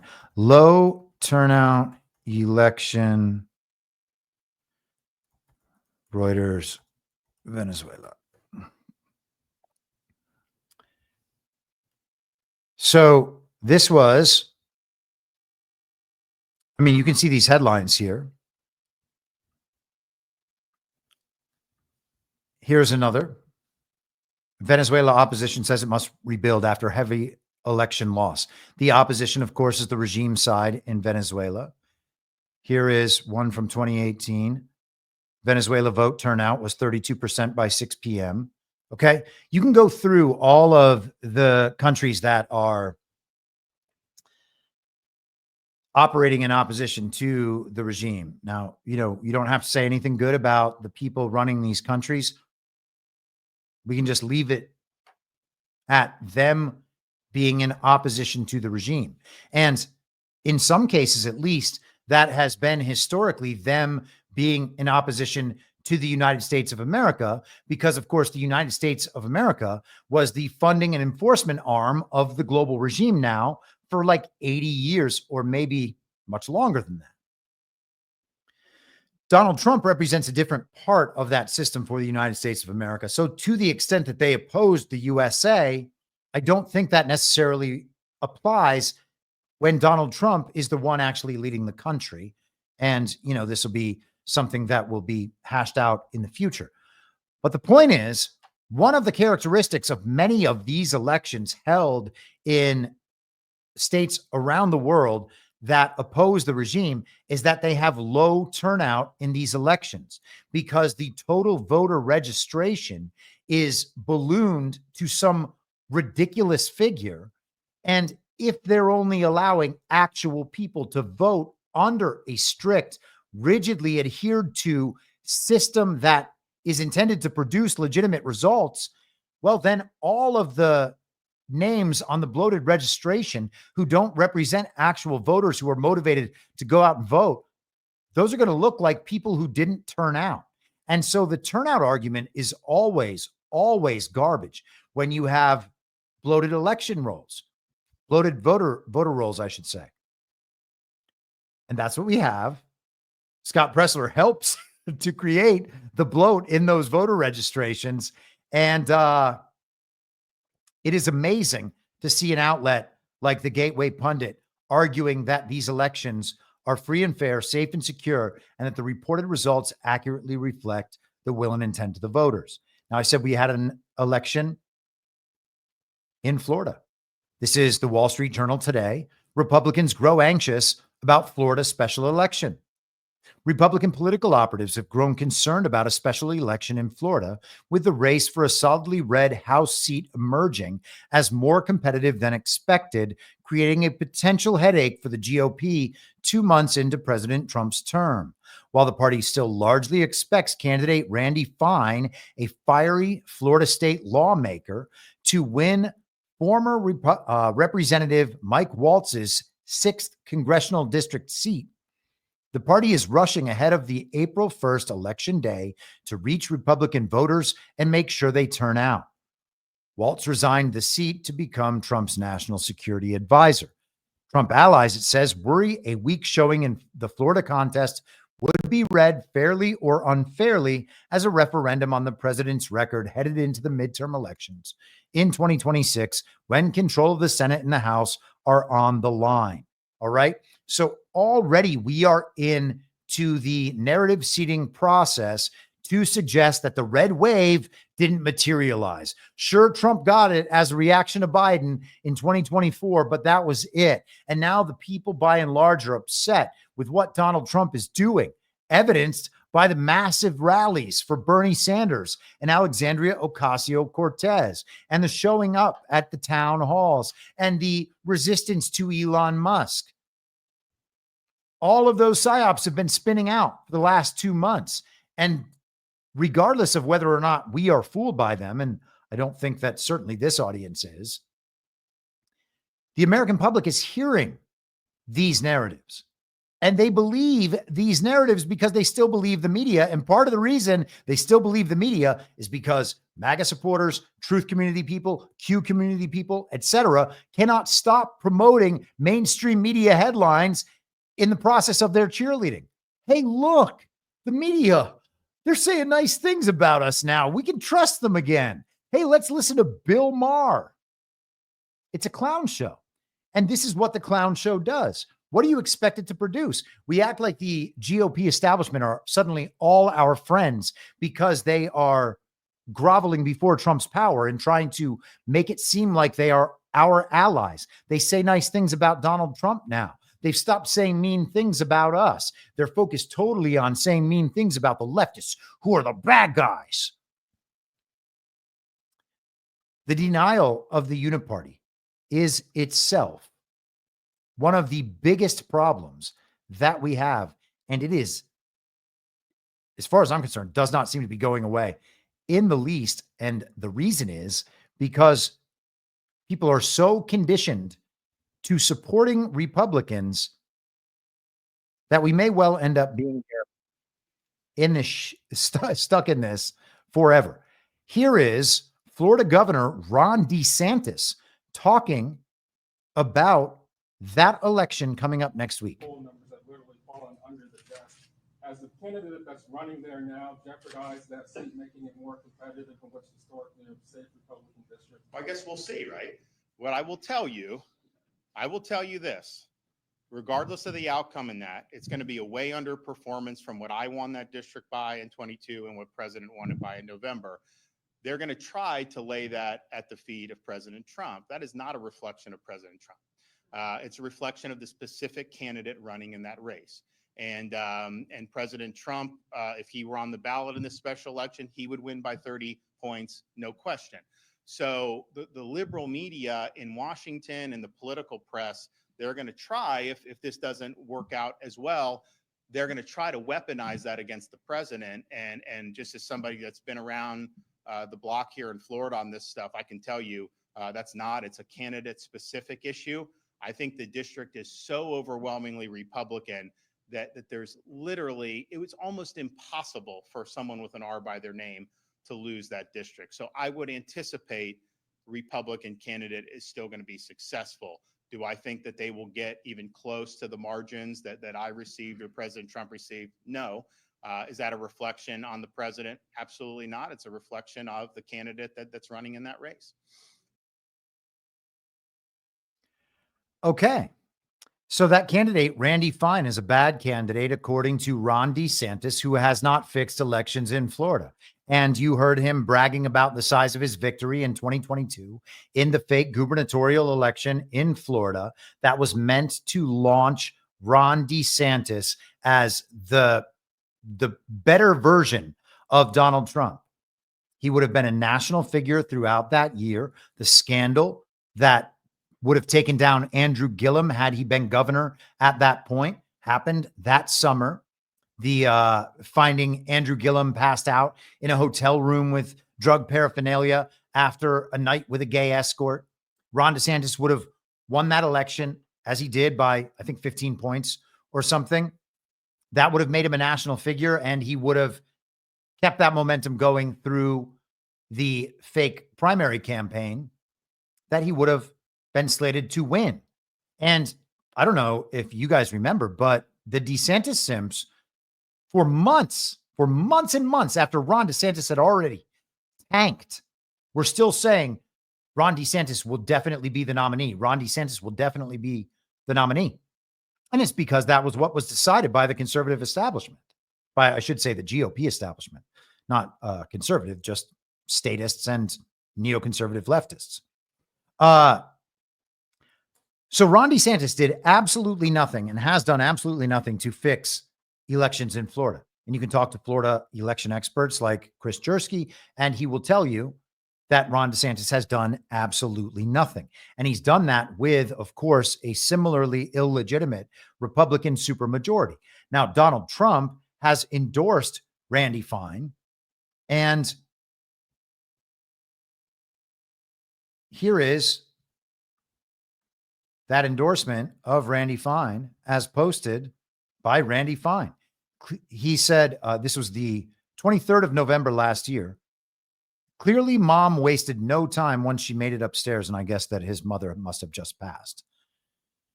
So condolences to him. Mr. President, God saved you on that day in Butler so that you could save the world. It would be the honor of my life to be one of your foot soldiers. Your confidence is overwhelming, and I will have news to share soon. So this is the guy that Ron DeSantis just said was totally unpalatable to the Republican Party in Florida, and because of that would have a very small victory or potentially a loss. This was Trump's endorsement. I am hearing that America First patriot Randy Fine is considering launching his campaign for Congress in Florida's 6th congressional district. A Harvard-educated, successful businessman and highly respected state legislator, Randy has been an incredible voice for MAGA and the great people of Florida. In Congress, Randy will be an incredible fighter who will work tirelessly with me to stop inflation, grow our economy, secure the border, champion our military and vets, restore American energy dominance, protect our always under siege Second Amendment, and restore peace through strength. Should he decide to enter the race, Randy Fine has my complete and total endorsement. Run, Randy, run. Now, I don't know if Donald Trump is just dropping some kayfabe on us all. Is he just making it up? Is he just kidding around? He doesn't actually mean to endorse Randy Fine. He doesn't actually think Randy Fine's a good candidate. He's just saying nice things about Randy Fine because he knew Randy Fine would be the guy and he was just trying to like play 17D chess or whatever. Because Ron DeSantis, of course, is kayfabe. I'm still told all about how Ron DeSantis is kayfabe. And that's another thing that I took an unbelievable amount of heat over, is going after Ron DeSantis when Ron DeSantis was claiming that our elections were legitimate and that Donald Trump and his supporters were clowns. And now Casey DeSantis is running to become the next Florida governor, or intends to do that. Let me see if I can find, gosh, there was a video of Ron and Casey a couple of weeks ago, and she is just awful. But Ron wants to hand his office over to Casey DeSantis because he's going to be termed out, and then he wants to run for president in 2028. That is how all of that is lining up. So we have fake elections in Florida and we have a uniparty in Florida. What is Ron DeSantis saying? If you know those two things and don't ignore them in your analysis, suggesting that all of this is just kayfabe and a clown show and whatever, that Donald Trump is just involved in our hoodwinking on this too, but it's a good hoodwinking because it's from Trump. Okay. So what he's saying is he knows what the system is going to produce. It's going to produce a small win for Randy Fine, potentially, if not a loss. And he wants you to know that he's not saying these things. It's not going to be a reflection on Trump. It's just going to be a reflection on Randy Fine, because if he was going to join in the chorus that's going to say it's a reflection on Trump, well, then MAGA wouldn't like Ron. So Ron is protecting himself while letting everyone know, yep, this is what our fake and rigged election system is going to produce. And remember, a Democrat somehow won the Jacksonville mayoral race, I think in early 2024, maybe late 2023. It was probably the 2023 date. I actually remember an interaction with, I want to say it was this historian that sometimes goes on Bannon. His name is evading my memory right now, but he talked about how he knew how that race was going to be decided and how they decide these things in advance. We are told that all these people moved from the blue states to Ron DeSantis's great state of Florida, the free state of Florida. And all these new Republican registrations had flooded in, and everybody knew that Ron DeSantis was America's governor. And then somehow the Democrats won the mayoral race in Jacksonville in the middle of a massive Republican surge. Makes no sense. It does not make sense. Okay. Our elections are fake. It's not that they're a little bit fake. It's that they're completely and totally rigged and fake. The system produces what the system intends to produce.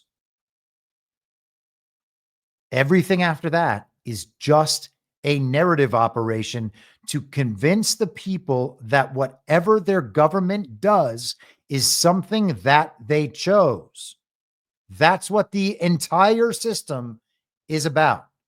It is a psyop that we participate in through our addiction to the soap opera and the belief that the state runs our lives and that it is only through the state that our lives can improve.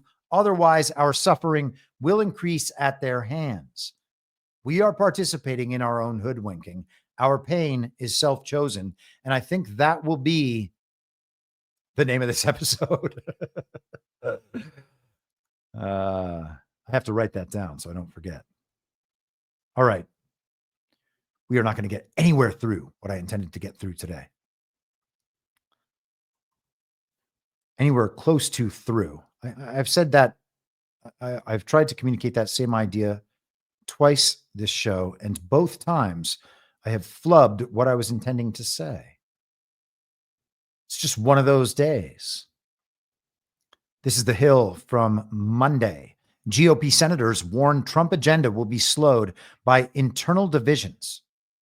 Senate Majority Leader John Thune has cautioned GOP colleagues that the Senate isn't likely to pass President Trump's border security, energy, and tax agenda until July at the earliest, and some Republican senators are warning the bill could drag well into the fall. What? How? That's not what we were promised. Much of Washington's attention is focused on the rocky path Trump's agenda faces in the House, where Speaker Mike Johnson's slim majority means he can only lose one GOP vote and still pass GOP legislation.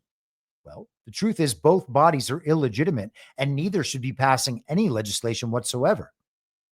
But Republican senators are warning that getting a major package through the Senate will take months longer than has been publicly discussed due to the sheer size of Trump's ambitious agenda and internal Republican divisions over an array of policy questions. How about that?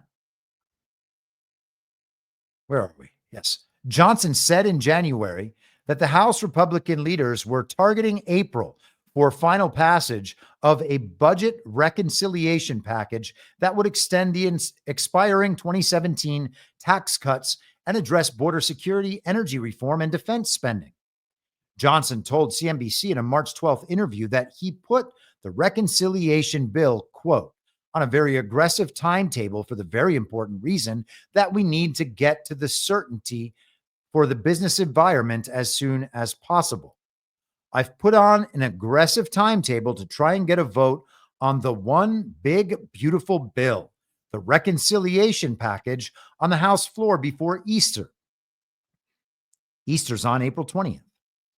If we do that, you're pushing it over to the Senate for them to act upon. It's conceivable you could get this to the president's desk by the end of April or early May, certainly before Memorial Day. But the Senate is not going to get it done. And it appears that there might be members of the House who are not going to get on board with the Donald Trump agenda.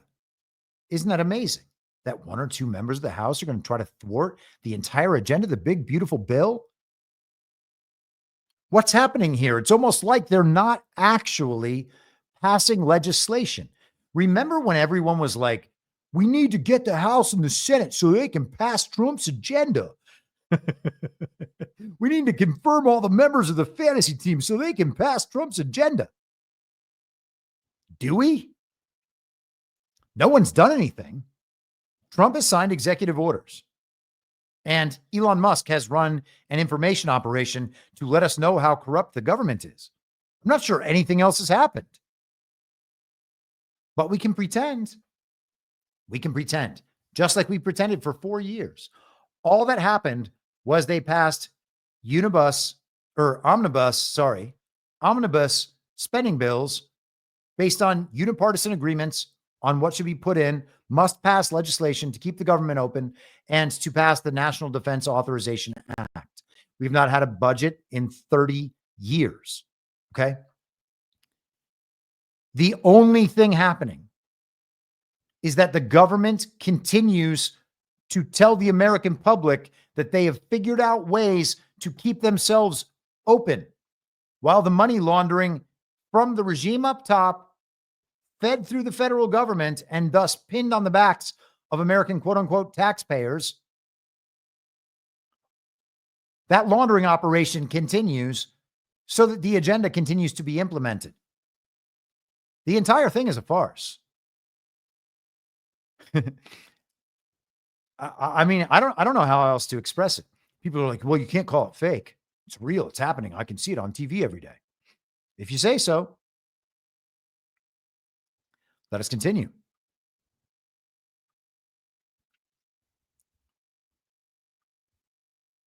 Just a quick note on this. This is something Chris Jersky pointed out. This is from the Atlanta Journal-Constitution.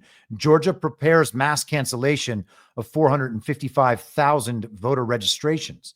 Now, this is meant to look as though it is some big important event. On the left, they're saying, oh, well, this is voter suppression. You're canceling these registrations. On the right, they're cheering, oh, this is a big step toward election integrity.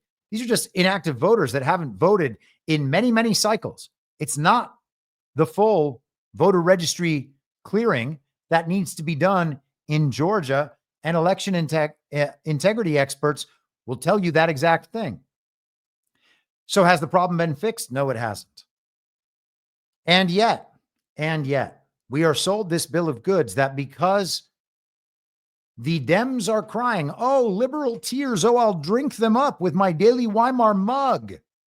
Because the libs are crying and we're owning the libs, we are meant to believe that something is actually getting done to our benefit, and it is not. Sooner or later, we must choose to stop being hoodwinked. It's not even like it's not more depressing to stop getting hoodwinked. People are like, well, if you're not cheering about these things, well, then everything's just going to be negative and pessimistic. Well, no, it's not. The thing we should cheer about more than anything else is that people aren't getting hoodwinked to the same degree. All right. That's what we should be cheering for. But that's not what we're cheering for. We're cheering for headlines from mainstream media outlets. That is mind-blowing to me. So let us get to the Atlantic kerfuffle over the Signal app. The Trump administration accidentally texted me its war plans. This from Jeffrey Goldberg, the editor of The Atlantic, a Russia hoaxer, a Trump derangement syndrome. He is inflicted with Trump derangement syndrome and has been from day one. He is a perpetual neocon warmonger, and he was singularly responsible for the suckers and losers hoax. If he is a white hat op meant to wake up the normies, he could not be doing a better job. He is, I don't believe he is that. I do believe he is just downright evil. Let's skip down toward the end of this article. We'll get to his conclusion. A lot of people have already seen many of the text messages and heard a lot of the analysis about the text messages. I don't want to go all the way through that stuff. Again, people have different opinions about this. We'll get to some of the conclusions as we go through the rest of what I have lined up. As I have never seen he says, let's start that over. I have never seen a breach quite like this. It is not uncommon for national security officials to communicate on Signal, but the app is used primarily for meeting planning and other logistical matters, not for detailed and highly confidential discussions of a pending military action.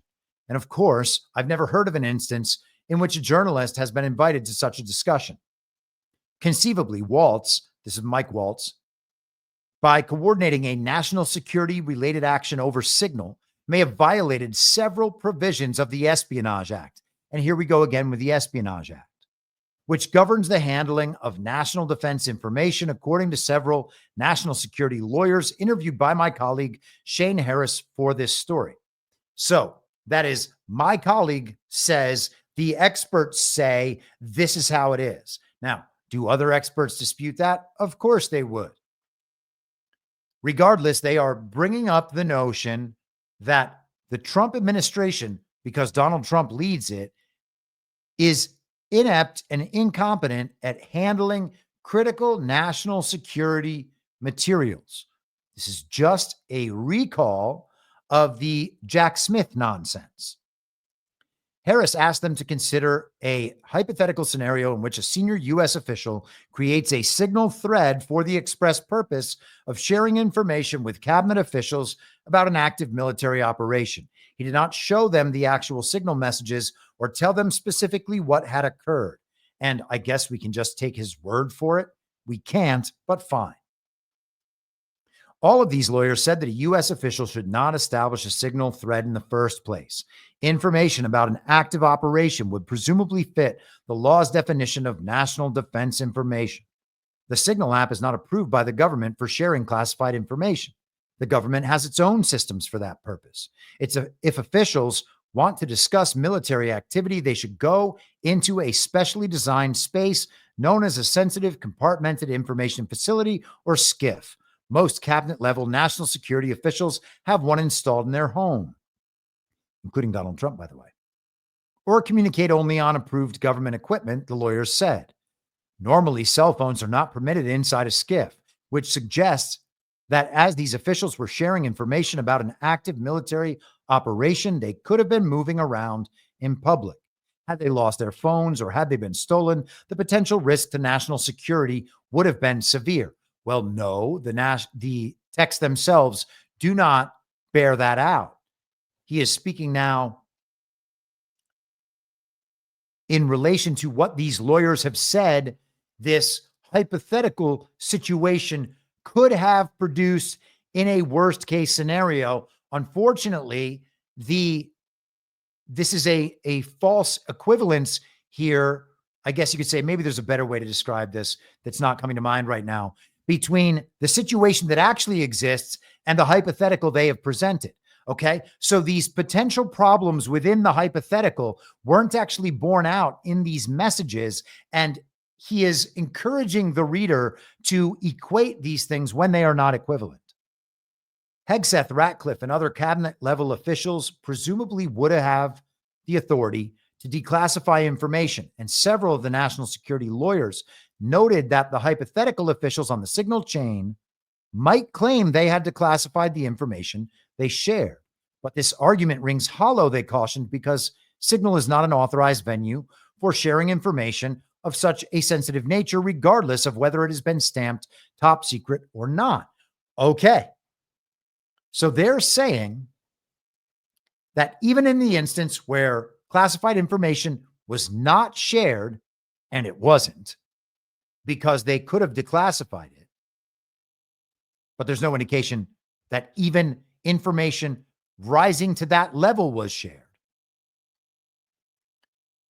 Signal is not the appropriate place for any of this, okay? So they are saying this app is not secure enough, therefore you can't share this information. Keeping the app aside, all right? I want to make sure that we are separating these issues. There was another potential problem. Walt set out some of the messages in the Signal group to disappear after a week and some after 4. That raises questions about whether the officials may have violated federal records law. Text messages about official acts are considered records that should be preserved. Under the records laws applicable to the White House and federal agencies, all government employees are prohibited from using electronic messaging applications such as Signal for official business unless those messages are promptly forwarded or copied to an official government account. This from a professor at the University of Maryland who used to direct litigation at NARA. Intentional violations of these requirements are a basis for disciplinary action. Additionally, agencies such as the Department of Defense restrict electronic messaging containing classified information to classified government networks and or networks with government-approved encrypted features. Several former U.S. officials told Harris and me that they had used Signal to share unclassified information and to discuss routine matters, particularly when traveling overseas without access to U.S. government systems. Okay. But they knew never to share classified or sensitive information on the app because their phones could have been hacked by a foreign intelligence service, which would have been able to read the messages on the devices. It is worth noting that Donald Trump, as a candidate for president and as president, repeatedly and vociferously demanded that Hillary Clinton be imprisoned for using a private email server for official business when she was Secretary of State. It's also worth noting that Trump was indicted in 2023 for mishandling classified documents, but the charges were dropped after his election. The charges were dropped because of the election, ostensibly, but of course, the indictment was also a fake indictment that never would have worked in the first place because there was actually nothing there. Waltz and the other cabinet level officials were already potentially violating government policy and the law simply by texting one another about the operation. But when Waltz added a journalist, presumably by mistake, to his principals committee, he created new security and legal issues. Now the group was transmitting information to someone not authorized to receive it, and he's referring to himself here. That is the classic definition of a leak, even if it was unintentional, and even if the recipient of the leak did not actually believe it was a leak until Yemen came under American attack.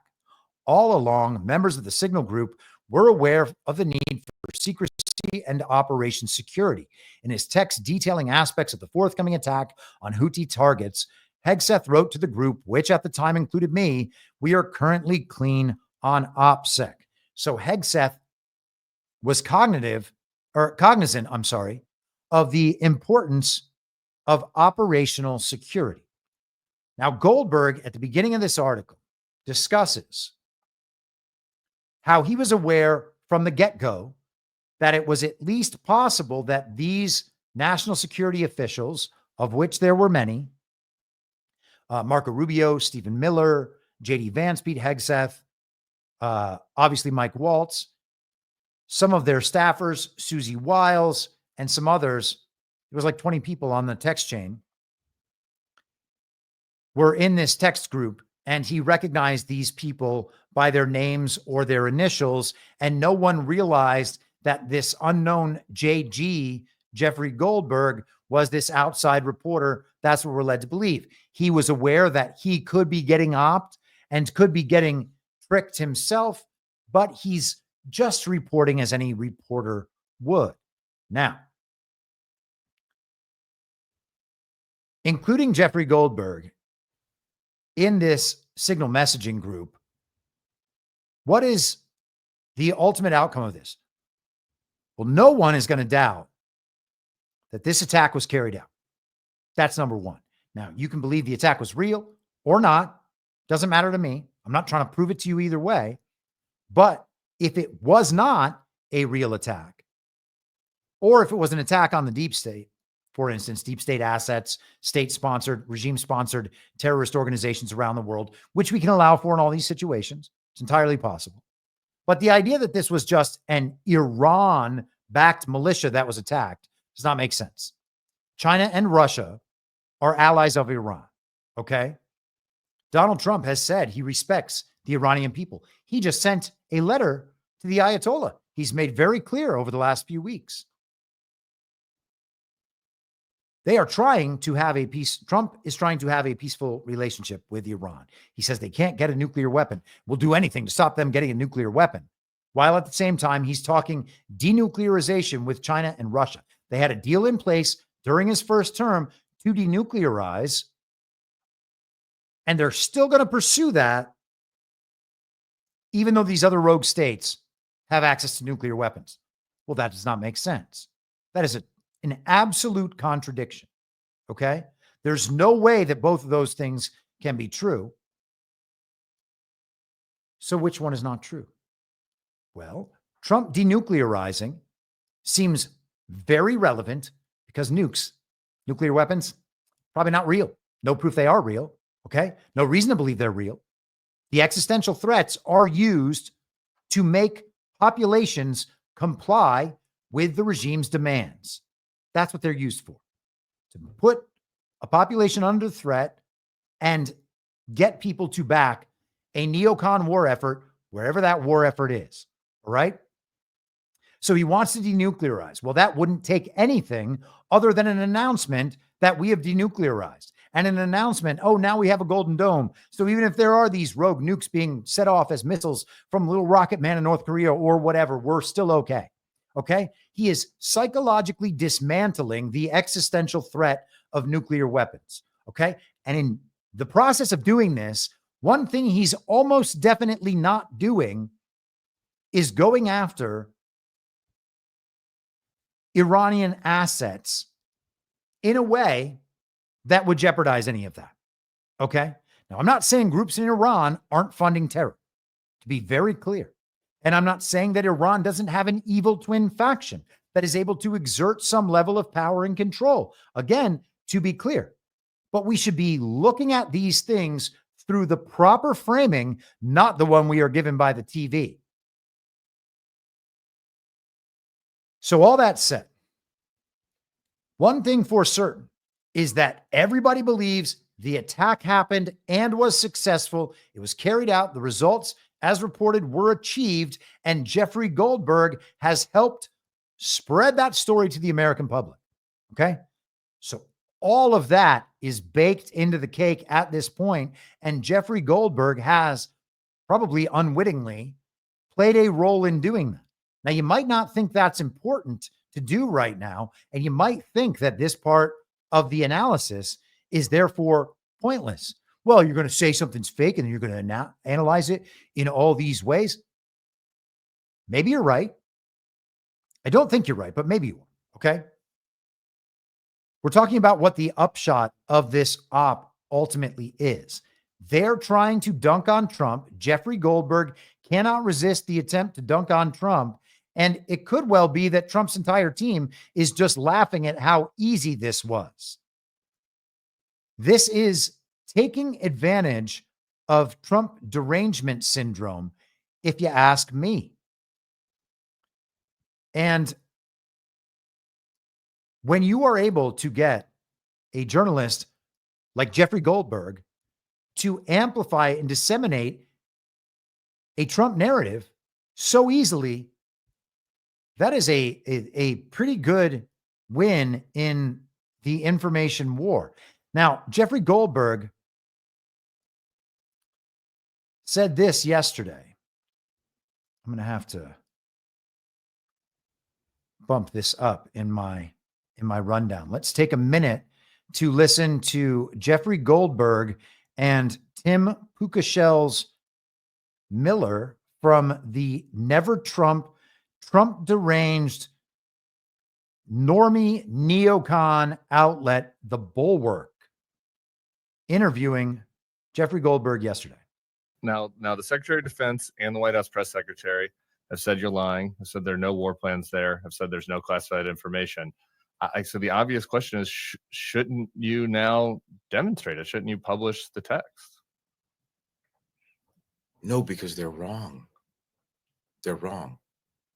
But how can you prove that you're wrong? Maybe should you provide them to the House and Senate special committees on intelligence? Maybe. I don't know. Wow. Well, you want to become my lawyer? I'm throwing this out there, Jeff. I don't know. I mean, look. I feel like no. I mean, I obviously. Let me just put it this way: my colleagues and I, and the advice that and the people who are giving us advice on this have some interesting conversations to have about this. Yeah. But just because they're irresponsible with material doesn't mean that I'm going to be irresponsible with this material. And you know what? I could, whatever. I mean, you've had a long history, as I have, with dealing with them. And at moments like this, when they're under pressure because they've been caught with their hand in the cookie jar or whatever, they will just literally say anything to get out of the moment, to get out of the jam. And that's okay. I get it. I get the defensive reaction. And but here's the thing: my obligation, I feel, is to the idea that we take national security information seriously. And maybe maybe in the coming days I'll be able to let you know that, okay, I have a plan to have this material vetted publicly. But I'm not going to say that now because there's a lot of conversations that have to happen about that. Makes sense. And all of my inclinations, as you can tell, including withholding the name of the CIA undercover officer, all of my inclinations are. I have a pretty clear standards in my own behavior of what I consider information that I consider to be in the public interest, even if it's technically classified or not. Information that's in the public interest, information that's not in the public interest. And I'm just going to I'm sticking to my principles here. So Jeffrey Goldberg, editor of The Atlantic, is sticking to his principles, concerned that classified information in the text messages would get him in trouble if he released it.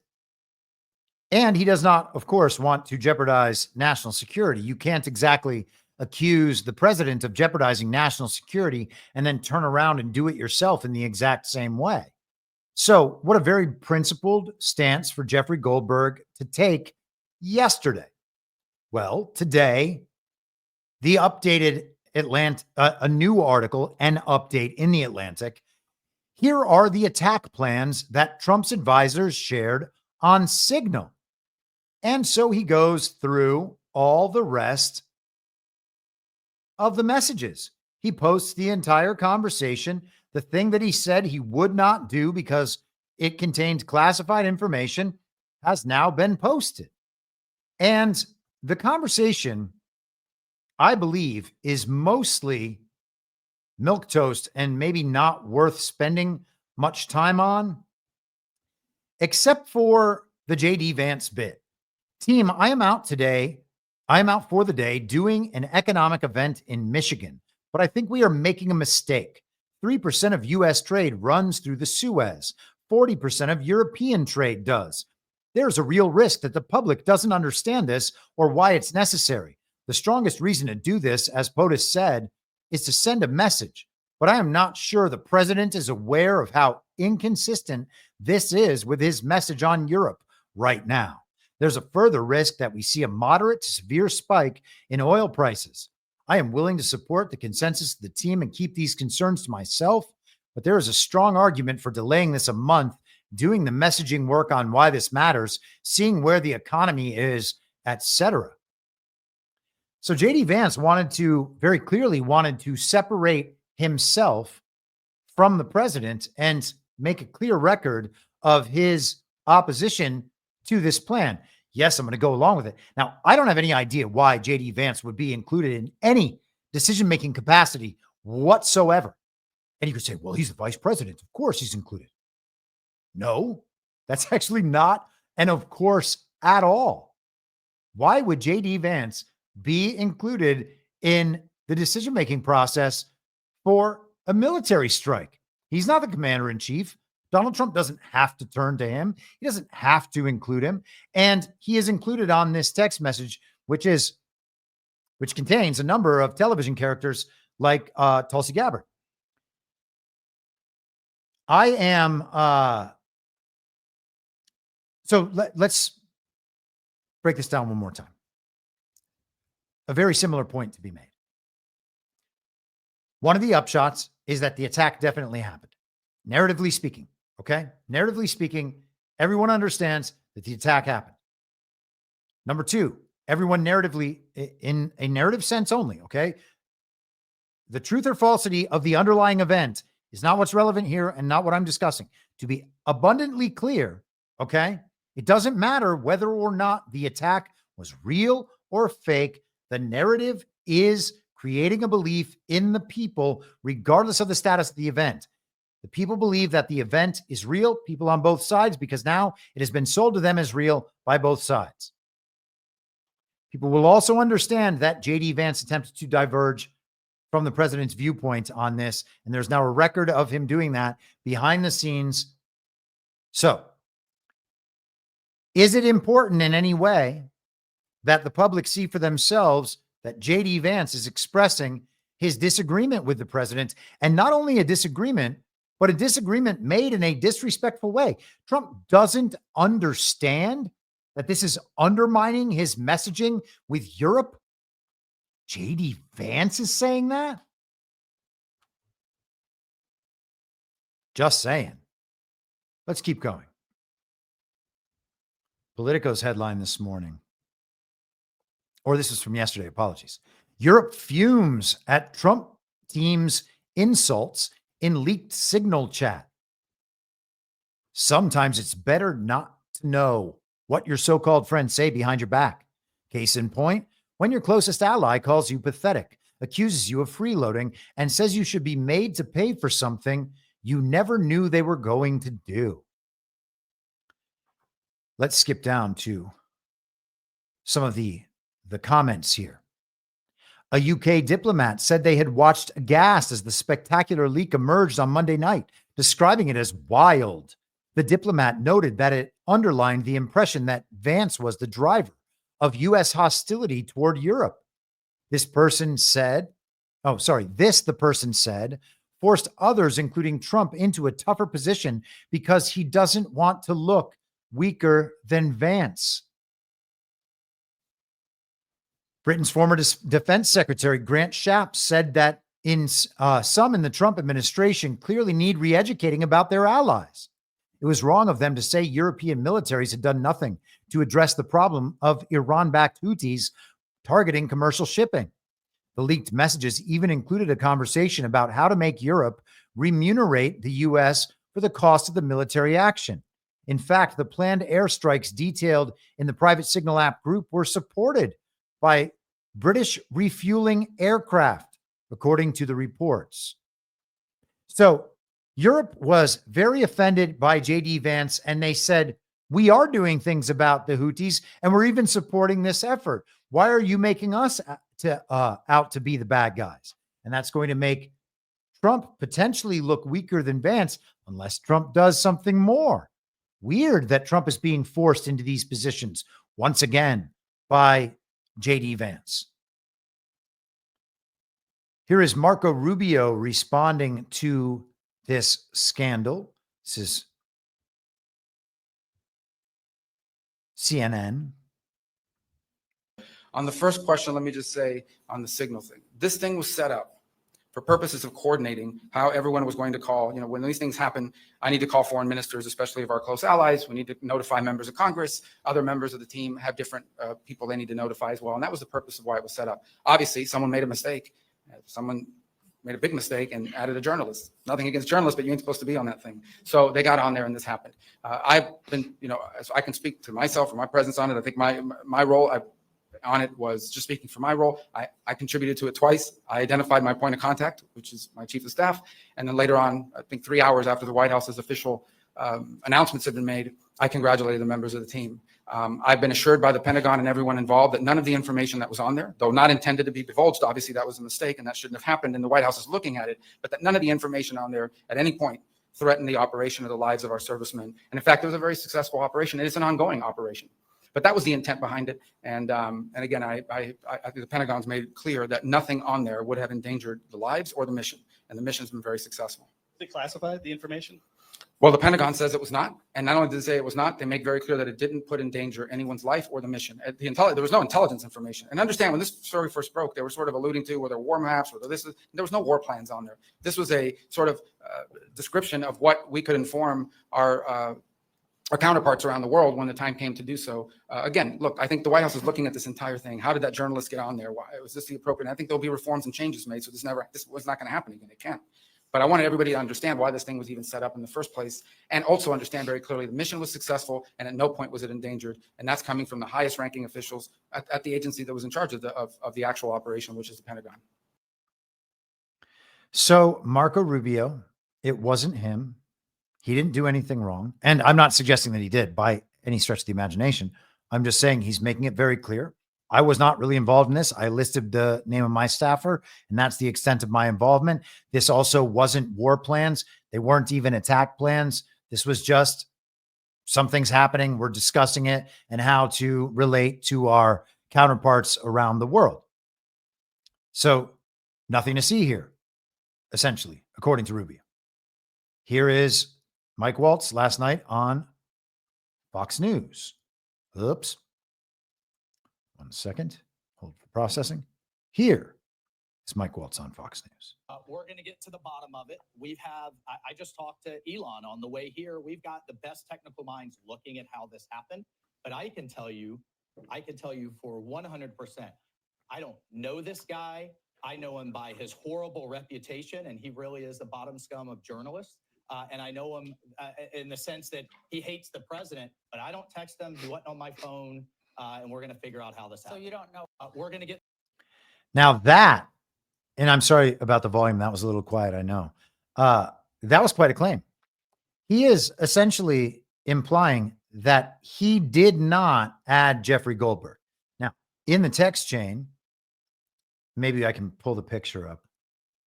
I hope that it is listed in this article. Hold for processing here. Oh, yes, here it is. So the first screenshot included by Goldberg. This is the group. It says, Michael Waltz added you to the group. So Goldberg's claim is that Waltz added him to the group. Waltz, you just saw him, assuming he's an honest man, and Trump has come to his defense this week.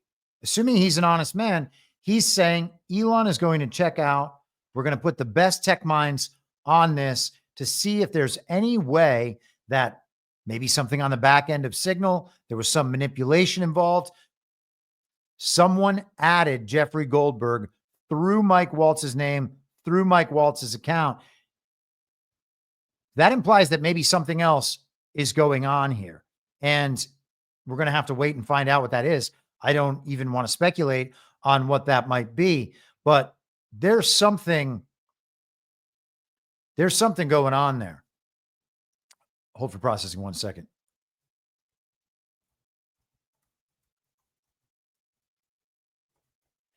Rumble rant in the chat, Polymath Anon, $5. Second attempt today at saying, I appreciate your work, Chris, and I'm sure APL does as well.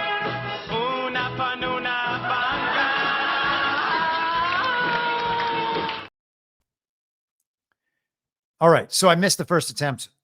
Bring it back to me and I'll get to it. I apologize for missing that. I had to reload at one point. Dennis in the chat says that it was Waltz's deputy, Alex Wong. I have seen that claim made and supported. I'm not sure that's as nailed down as I would want it to be, to just take that as a given. And when you're suggesting that you are going to have a tech team come in to see if there's any way that Signal could have been manipulated, I got to think that at least there's a possibility there's something more going on here. But I am aware that Alex Wong is the current person deemed responsible. Let's go to Donald Trump. He was in the Oval Office today taking questions and had this to say. Should Secretary Hegseth consider his position over the Signal? Hegseth is doing a great job. He had nothing to do with this. Hegseth. How do you bring Hegseth into it? He had nothing to do. Look, it's all a witch hunt. Here we are talking about some of the greatest business deals ever made. The greatest companies in the world are moving into the United States, and you want to ask about whether or not Signal works. I don't know that Signal works. I think Signal could be defective, to be honest with you. And I think that's what we have to, because you use Signal and we use Signal and everybody uses Signal, but it could be a defective platform, and we're going to have to find that out. So it could be a defective platform, and we're going to have to find that out. So once again, Signal comes into focus. Now, you saw all of the uproar from Jeffrey Goldberg and the response from the lawyers that they contacted to give them these important opinions about the Signal platform. Well, they haven't always felt like Signal was not an appropriate place for national security matters to be addressed because of how secure Signal was. This is the Trump Rapid Response Team on X, formerly Twitter. Flashback to 2017 when The Atlantic called Signal the gold standard of encrypted messaging and admitted it was used by Obama and Hillary Clinton staffers, as well as staffers of New York Governor Andrew Cuomo and New York City Mayor Bill de Blasio. So it used to be okay, and now it is not okay. That's quite sad. Well, here's another issue. As I said, this issue came out, this article about the Signalgate, they're now calling it, came out on Monday. There was already a hearing scheduled for Tuesday morning in front of the Senate with Tulsi Gabbard, John Ratcliffe, Kash Patel, and others. And this is Politico from this morning. Gabbard says Signal comes pre-installed on government devices. Here was her quote, or let's just take these couple of paragraphs. The spy chief pointed to guidance issued by the Cybersecurity and Infrastructure Security Agency in December that recommended highly targeted individuals, including government personnel, use only end-to-end encrypted communications. This is Tulsi. They named Signal as an app as an example of such an end-to-end encrypted messaging app.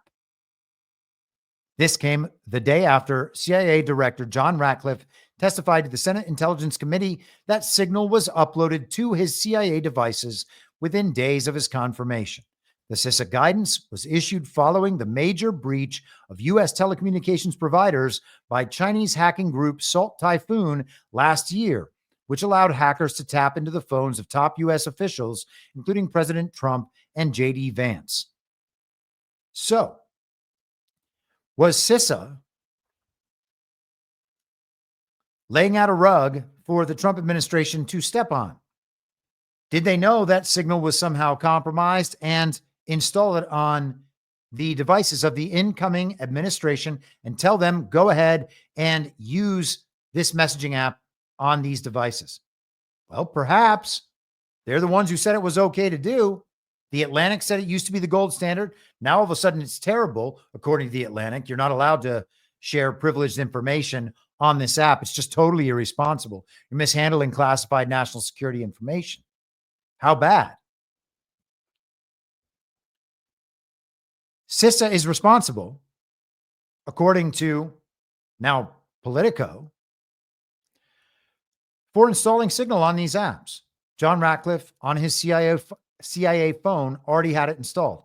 Tulsi Gabbard says this is one of the end-to-end encrypted apps that we are allowed to use because it's safe and protected. Well, it turns out it's not. This is reminiscent to the spying that was done on Trump's campaign, and then more particularly on the executive office of the president once Trump came into office. And there have been attempts to get Trump to either call for the resignation of or to convince the people to resign of Mike Waltz and of Pete Hegseth as Secretary of Defense. In fact, neocon Bill Kristol was out there on X, formerly Twitter, today,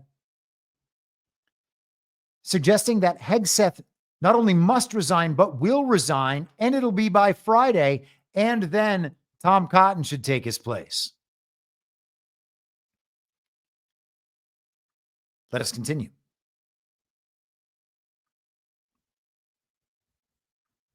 This is from Badlands Media today. Watchdog sues Trump officials over use of Signal for military discussions.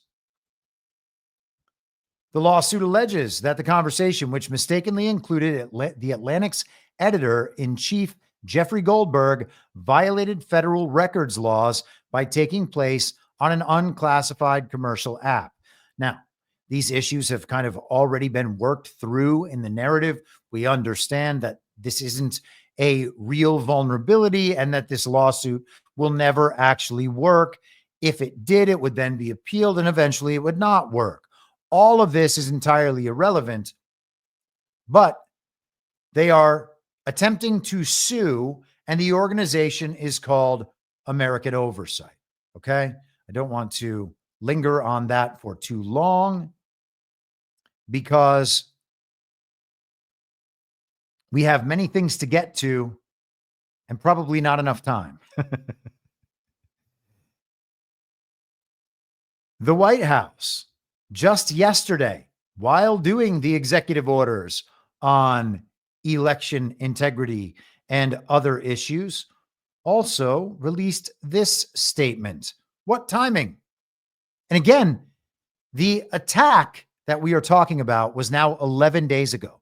So Goldberg had had these messages for 9 days and didn't release them, and then released them intentionally on Monday to make a big issue of this while other stuff was going on this week, including these important executive orders, etc. And just hours before, 12 hours before, 16 hours, whatever it was, even if it was 24, I don't know, before the Senate hearings that would feature all of these people, putting them on the spot, allowing Democrats to tee off, this being the number one headline story of the last 3 days. Trump administration's actions made Houthi terrorists pay. Democrats and their media allies have seemingly forgotten that President Donald J. Trump and his national security team successfully killed terrorists who have targeted U.S. troops and disrupted one of the most consequential shipping routes in the world. This is a coordinated effort to distract from the successful actions taken by President Trump and his administration to make America's enemies pay and keep Americans safe. And again, this messaging from Trump is going to be the takeaway for Americans across the board, even those that would hate Donald Trump and not support anything his administration has done. They have Trojan horsed this messaging into the American public. The Biden administration sat back as a band of pirates with precision-guided, Iran-provided weaponry exacted a toll system in one of the most important shipping lanes in the world. Wow. So the regime supported a toll system that was enforced by a terrorist organization to control shipping routes. Well, that's one of the parts of the regime apparatus that we talk about all the time. Control over media, control over finances, economies, currencies, sanctions, etc., economic warfare, control over resources, control over trade routes, and ultimately control over military. Well, this is exactly what we're talking about here. In fact, in 2023, Houthi terrorists attacked U.S. Navy warships 174 times and attacked commercial shipping vessels 145 times. And as a result, 75% of U.S. flagged shipping has been forced to navigate the southern coast of Africa rather than through the Suez Canal. Biden's weakness invited these unacceptable attacks while President Trump put these terrorists on notice. Okay? And so it's the interplay. This is one thing to the other. This is what the regime is doing. This is how companies have had to respond. This is what the Trump administration is doing to take care of all this, right? It is also important to remember that the upshot of this war in Gaza that was launched as a result of the paragliding go-kart incident, the upshot is probably going to be the completion of the Ben Gurion Canal, which will provide an alternate shipping route to the Suez Canal. Just saying. I know.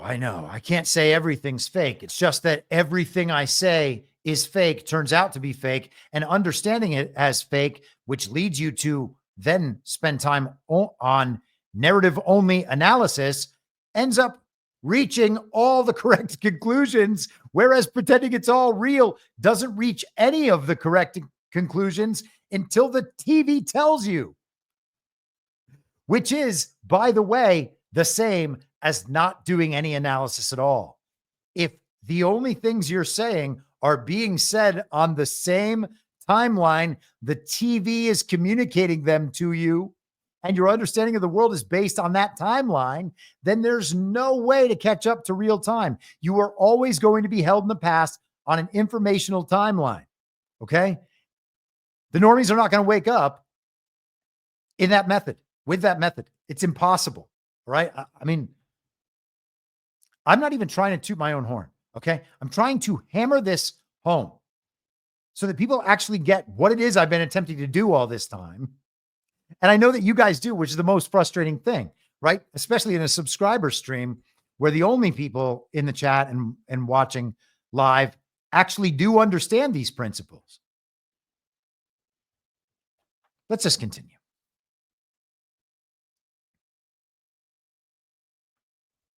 So I just said 1 moment ago that there is a lawsuit filed to contest or to try to seek, quote unquote, accountability or gum up the works or cause problems for the administration or whatever, get more information that they don't want to divulge. There's a lawsuit in the aftermath of this Signal controversy. This is Axios from today. Judge who ruled against Trump deportation flights will oversee Signal lawsuit. And that there is Judge Boasberg once again. So how about that? Magical. How does it happen? All these illegitimate judges in a district court in the foreign occupied, foreign city.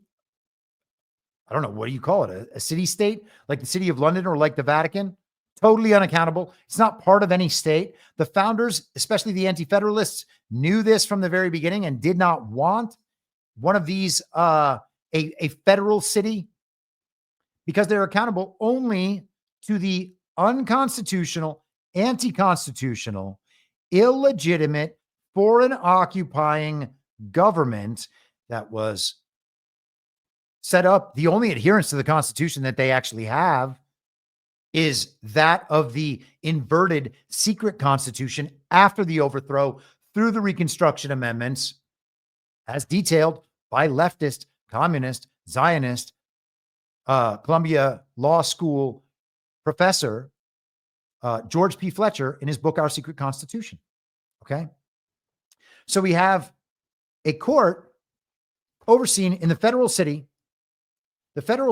operating on the inverted Constitution and whatever federal laws all of the illegitimate people in the federal government come up with. They're basically just pleasing themselves inside that circle. No regard to the original Constitution whatsoever. And they get carte blanche. And so all these cases are being handled there. Now, is that all being done to show us the problems with this system? I believe it probably is. But if it's not, then you should at least take note of the absolute corruption that we see here. A couple Rumble rants in the last few minutes. Beachbound 904, $20. Thank you for my attitude adjustment, Chris. I knew I could count on you. And thank you for helping me to clarify that at the beginning of the episode. She was like, what did it say? I don't know. I hope Chris has an attitude adjustment. And it was communicating that she was hoping her day could get a little pick-me-up from listening to this show. And I guess it worked. I don't know how, because I feel like maybe I'm the one that needs the attitude adjustment today, but thank you. LBS 8844A, $20. Keep crushing it, Chris. Crushing with a K.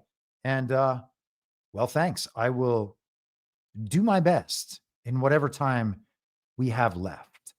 How about this one?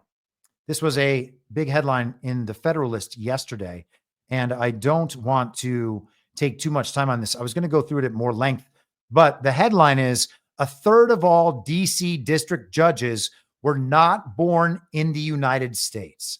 And now, if you are a leftist or if you are extremely sensitive to issues about nationalism, then you might bristle upon hearing that and say, well, that's fine. These people came here as young people and they have been American since they were young. Well, maybe, maybe not. They were appointed by Obama and Joe Biden. One of them, Tanya Chutkin,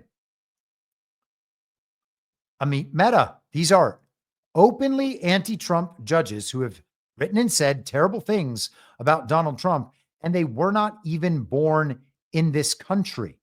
Okay? How is it that we are putting people in such important positions with judicial supremacy, with judicial review, giving them the power to halt the national government, to halt the executive branch in its place at any moment through their own whim. And they're like not even born in America. It really is incredible. And it's not as though they're following the law. They're making up the law as they go. They are focusing on the practical concerns. Oh, well, this is going to do X, Y, Z. Therefore, in this situation, we're just going to have to stop the federal government.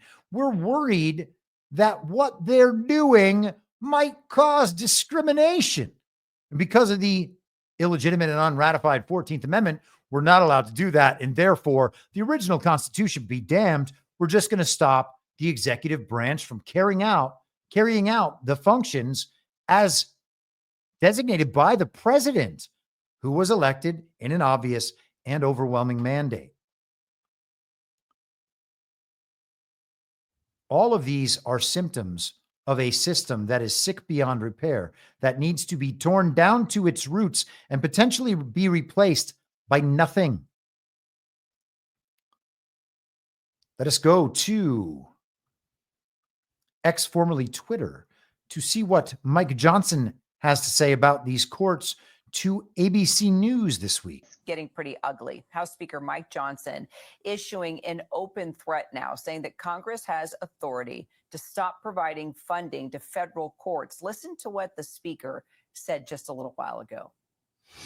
We do have authority over the federal courts, as you know.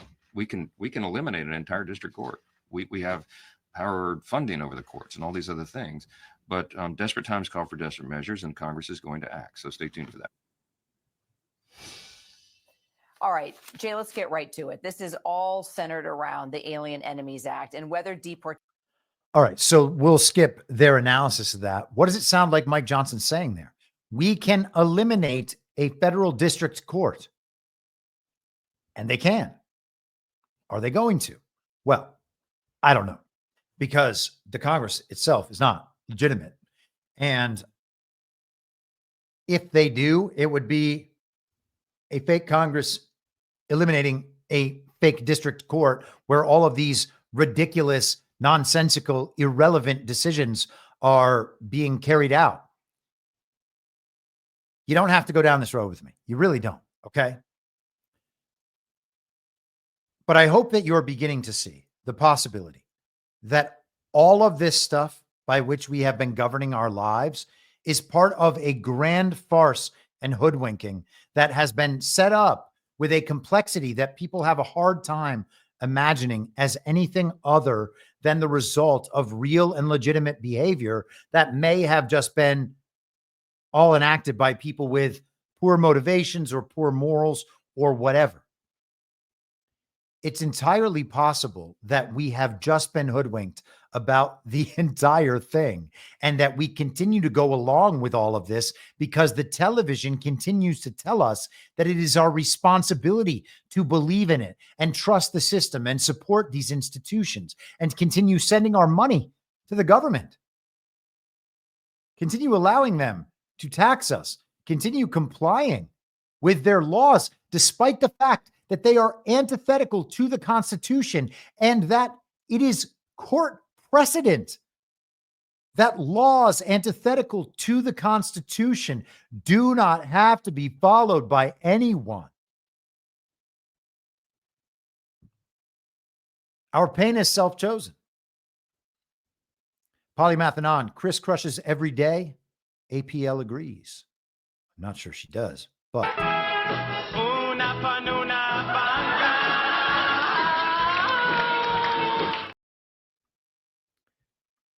Will the Congress defund and eliminate the DC District Court?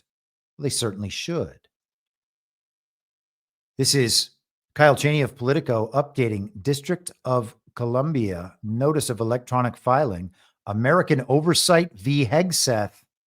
Case assigned to James Boasberg. I'm trying to on the fly figure out how I can jam all this in a minimal amount of time.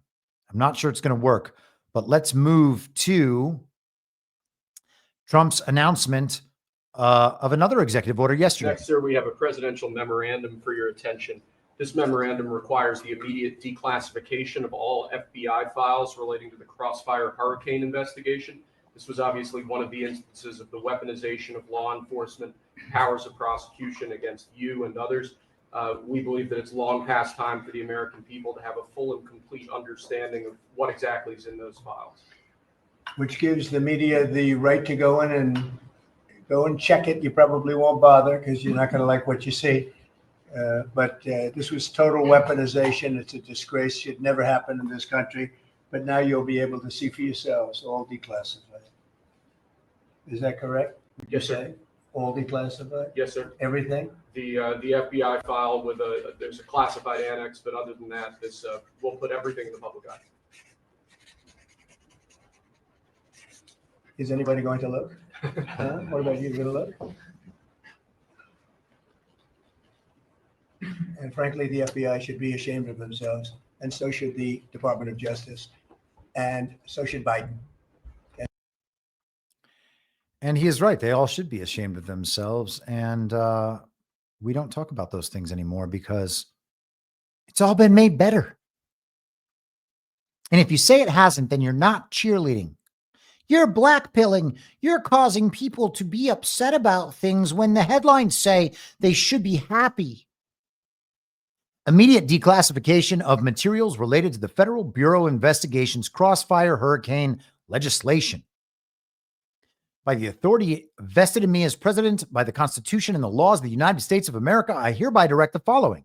Except as provided below, I have determined that all of the materials referenced in the presidential memorandum of January 19th, 2021 are no longer classified. I have further determined that the material proposed for redaction by the FBI in a cover letter dated January 17th, 2021 remains classified. My decision to declassify the materials described above does not extend to materials that must be protected from disclosure pursuant to orders, blah, blah, blah. Okay? And I'm not blah, blah, blahing President Trump because it's not important. I'm just saying we're trying to move quickly along here. So January 19th, 2021, people may remember this story. Donald Trump declassified all of the Crossfire Hurricane investigation, but none of it ever made it to the public. We were told that the FBI and various other elements of the administrative deep state, they wanted to get their shot at figuring out what needed to be redacted from those files, what they didn't want out to the public. And so they held it back. And then they held it back and they held it back and they held it back. And then Donald Trump wasn't president anymore, quote unquote. So we never got that information. It was all declassified over 4 years ago. And he just had to do the same thing again yesterday. Something he did in the first term is being done again so that the public can know about it and the public can see it, even though it was already done. How does it happen? Again. How does it happen again? This is Chuck Grassley from 2022. And there were a million links I could have grabbed, but this one seemed apropos. Biden admin continues to conceal declassified Crossfire Hurricane records. He says, we remain concerned that over 1 year from the date then President Trump directed the Justice Department to declassify certain Crossfire Hurricane records, the Justice Department has not only failed to declassify a single page, the department has failed to identify for Congress records that it knows with certainty to be covered by the declassification directive. They did not go along with Trump's order to declassify this information, or at least it didn't make it to the public. Where could it have gone if not to the public? Well, it could have gone where all the information goes to die, which I believe is Pico Grande. I would imagine that all of this information is part of active litigation or investigations and will not make it to the public until such time as we are alerted to other things. And again, I think that all this stuff is converging on the same timeline, which just happens to be this week for a very particular reason. And I hope that you are maybe beginning to see how I believe all of this stuff comes into play together and at the same time for a very particular reason. Crossfire Hurricane is critical to the Rico Grande. And let's just quickly go through a bit of this. Actually, you know what? I think if there's anything today to skip in the interest of time, it's probably this one. I'm just going to alert you to the headline. Fox News from yesterday. Trump orders FBI to declassify documents from Crossfire Hurricane Russia investigation. Okay. So the reason I was going to bring this up is because it gives a pretty good, like, point by point, blow by blow through what Crossfire Hurricane actually amounted to. Everything from John Brennan's briefings in 2016 during the campaign to the Steele dossier, Fusion GPS, Hillary Clinton's presidential campaign. Fusion GPS then worked with Perkins Coie, that's Marc Elias, the Mueller investigation. Mueller took over Crossfire Hurricane, etc. And we get down to Andrew McCabe, and eventually, I believe it will say in this article, possibly Andrew Weissman, but let's skip that for now. A lot of you are familiar with Crossfire Hurricane, but I'm sure that some of you are not. Let's go back to Donald Trump yesterday in the cabinet room for another announcement. I have an executive order for your attention. We've taken action against a number of law firms that have participated either in the weaponization of government, the weaponization of the legal system for political ends, or have otherwise engaged in illegal or inappropriate activities. The law firm of Jenner and Block is one of these law firms. This is a law firm that, as you know, employed Andrew Weissman after he came off of the Mueller investigation. It's a law firm that's engaged in invidious racially and sexually discriminatory practices. It's also a law firm that has participated in the weaponization of the legal system against American principles and values. And we believe that the measures in this executive order will help correct that. And Andrew Weissman is the main culprit? He's certainly with respect to this firm. He is one of a number of reasons that we believe this executive order is warranted. He's a bad guy.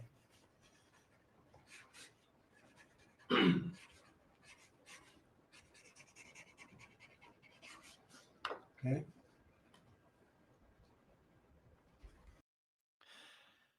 Signed by hand, no auto pen there. So Andrew Weissman, he's a bad guy, and they're going after the law firm Jenner and Block, just as they have with 3 other law firms previously.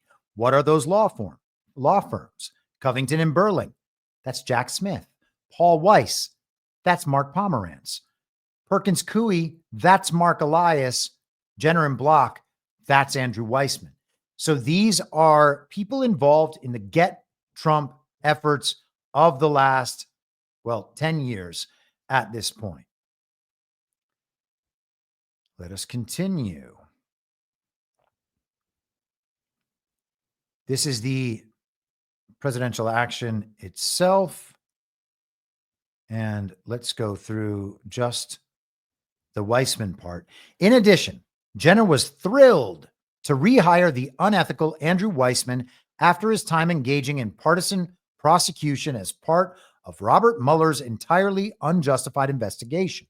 Andrew Weissman's career has been rooted in weaponized government and abuse of power, including devastating tens of thousands of American families who worked for the now defunct Arthur Andersen LLP, only to have his unlawfully aggressive prosecution overturned by the Supreme Court. The numerous reports of Weissman's dishonesty, including pursuit of non-existent crimes, bribery to foreign nationals, and overt demand that the federal government pursue a political agenda against me, is a concerning indictment of Jenner's values and principles. And hold for 1 second.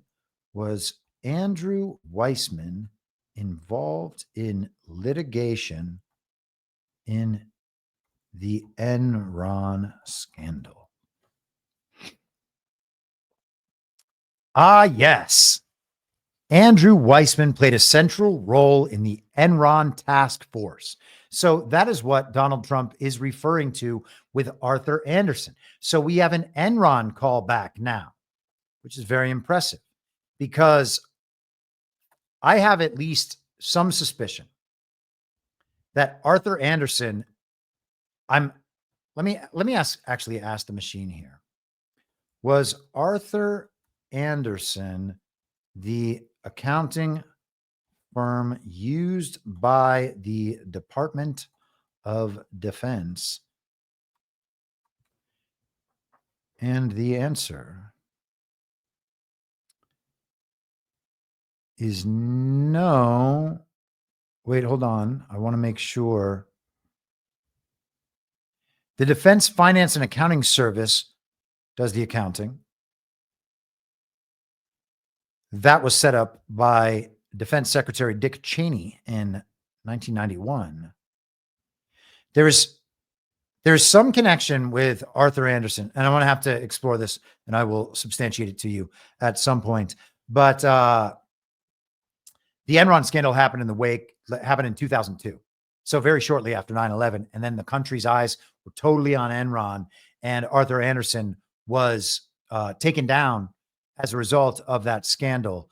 And I haven't looked at this in a few years, but I remember in 2022 being fairly convinced that there was an Arthur Anderson role in the audits of the Defense Department.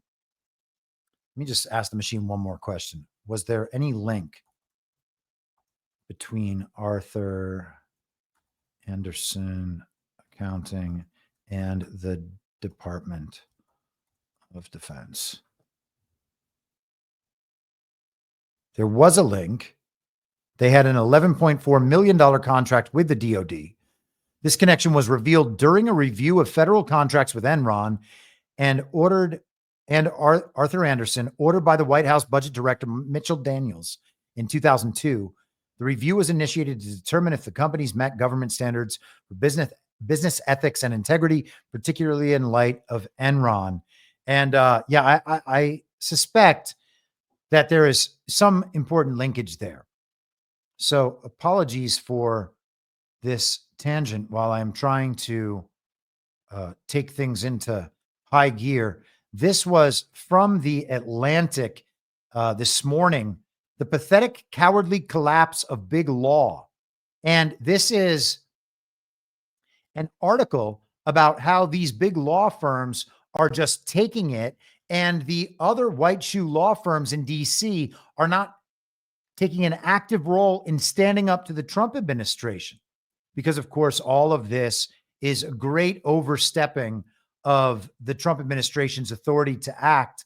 And they are most concerned about the submission of Paul Weiss, which we went over last week. The article concludes, it is difficult to see this as anything other than an utter capitulation by a large, well-heeled law firm putting financial success ahead of principle. Its remaining clients may well wonder at the limits of the firm's loyalty, and its partners will wonder at the stain on their reputation. Though the firm is, to be clear, a victim of Trump's assault, its abject surrender is a choice. And they note earlier in the article, and I hope that I can find it quickly.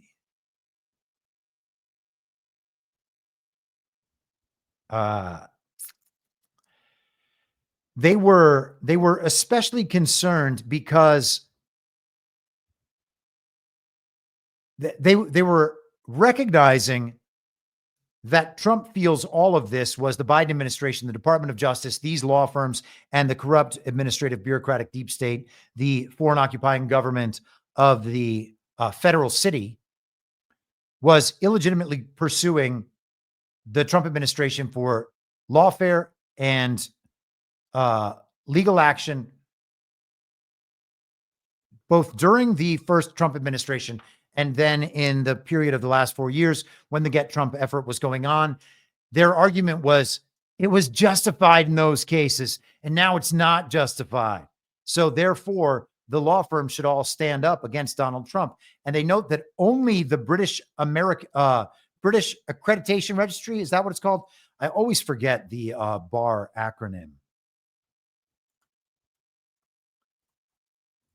And somebody in my listening audience is probably already yelling at me or typing it out. British Accredited Registry. And we are told that the BAR in America is not an acronym. It's just a word that came from somewhere. The Atlantic article just put forward the notion that these law firms have a responsibility to their clients to be loyal in opposing the Trump administration. Who do they think the Trump administration is representing? And who do they think the loyalty should then be to? It's not to the American people. It's not to the Constitution. It's to the legal profession and their clients, all of which are apparently members of the deep state that need to be defended by these law firms. Here is, let me see. Man, I'm going to have to save this image. Apologies, hold for brief processing. This is a post from Jack Posobiec today. And I know that every time I say Posobiec, people get very, very upset. But he notes this tweet from 2016 from Rick Brudy. Judge James Boasberg ruled to delay release of 14,900 new Hillary emails until after Election Day. Smells bad. Boasberg in 2016 helping Hillary Clinton out when it comes to the email scandal. And before, we talked about how Obama and Hillary Clinton officials and staffers, etc., were operating on that Signal app. And we know that Hillary allowed for, carried on government business on all of these, on her private server through channels that were not acceptable to the government and that actually compromised national security. And I think now you're beginning to see, I hope you're beginning to see, all of this coming back around. How is the whole thing all just embedded in these stories from the last 3 days? It's a lot. There's so much going on here. How quickly can I tear through the rest of this? I want to really see what stuff we can get to. Let's jump down here toward the end. This is actually, we're going to skip that one and focus on one last aspect of all of this. The American Thinker put this little post together yesterday on Telegram. And because I can't share Telegram posts, I'm just going to have to talk through this and you'll have to bear with me. But they wrote, Signal, an application developed by the US deep state. It was initially backed by the CIA-backed Open Technology Fund, which is affiliated with Radio Free Asia. Okay. And so the Radio Free, we talked about that. They're suing the Trump administration. They want to continue to be able to propagandize on behalf of the regime in foreign countries around the world. They are coordinated probably through the CIA, I think in league with USAID, although don't quote me on that. The chairwoman of Signal is Catherine Marr, who has been involved with the National Endowment for Democracy, organizations focused on regime change. She has held memberships with the Atlantic Council, the World Economic Forum, the U.S. State Department's Foreign Affairs Policy Board, and more. She showed support for Hillary Clinton in 2016 and Joe Biden in 2020, while regularly sharing far-left talking points and criticizing Donald Trump. And she suspended veteran NPR editor Yuri Berliner, who served a 5-day suspension for blowing the whistle on liberal bias at the organization. And so she was running our state media, our Radio Free Europe, NPR. And she's the chairwoman of the board of directors at Signal. She hits all of them. It's incredible. And let's just get her opinions. She was actually, there was a separate hearing going on today featuring this lady, Catherine Marr, trying to protect the paid propaganda efforts of these various outlets. Pay reparations. I've never said that, sir. Yes, you did. You said it in January of 2020. You tweeted, yes, the North, yes, all of us, yes, America, yes, our original collective sin and unpaid debt, yes, reparations, yes, on this day. I don't believe that was a reference to fiscal reparations, sir. What kind of reparations was it a reference to? I think it was just a reference to the idea that we all owe much to the people who came before us. I mean, I can't imagine anyone would ever believe that. And whatever, just an example of who this lady is. But the chairwoman of the board of directors of Signal, the app that was installed onto the phones of Trump administration officials, potentially so that they could be monitored. And this op has now brought all of this potentially to the surface, if I'm right in my read of it, which is very similar to the exact thing that happened with the monitoring of the executive office of the president after the whole Russia hoax in 2016 failed, the PP tape, all of that. They did get Michael Flynn, the NSA, out of there. It doesn't seem like they're going to get Waltz out of there. And I just want to, you know what? Let's just do this real quick. Okay. So JD Vance, his wife, Usha Vance, was set to take a trip to Greenland to participate in all these community activities. People in Europe, Denmark, etc., were really upset about these things, saying that the people of Greenland didn't actually want them to visit. And now JD has decided to join Usha Vance in going to Greenland, but rather than going to do all the things she was intended to do, she was scheduled to do, they're just going to visit the Space Force base and do the same sort of photo ops that he did today. And then they're going to come home. It's not going to be the trip that they originally intended. The Europeans are actually kind of making fun of this. They're like saying that JD Vance is actually trying to make this look more important while the trip is actually less important. And we'll see what all that ends up meaning in the way the Greenland situation plays out and in the way that JD Vance's status will play out. But here is the U.S. Sun from today. Stop the clock. TikTok ban update as JD Vance, quote, set to announce deal to save app, but it could mean changes to your feed. So JD Vance is going to save TikTok? How? Donald Trump already saved TikTok in 2020. All this has already been settled. It's all done. But JD Vance is going to claim credit for it. Isn't that amazing? How does it happen? It's like it was all scripted in advance to happen this way. Who's going to get credit for it? Trump is the one who delayed the ban. It was supposed to be January 19th, just the day before Trump was going to go into office. And then JD Vance was going to save it later. Oh, man, so great. But too bad, so sad. Donald Trump's already done it. They're saying, this article suggests that JD Vance is going to join an investment group that's going to save TikTok. Well, how's he going to do that as vice president of the United States of America? Well, that's the sort of thing that we wouldn't normally think that a vice president would be allowed to do. Now, things have changed. Trump owns a social media app. But JD Vance? That's weird.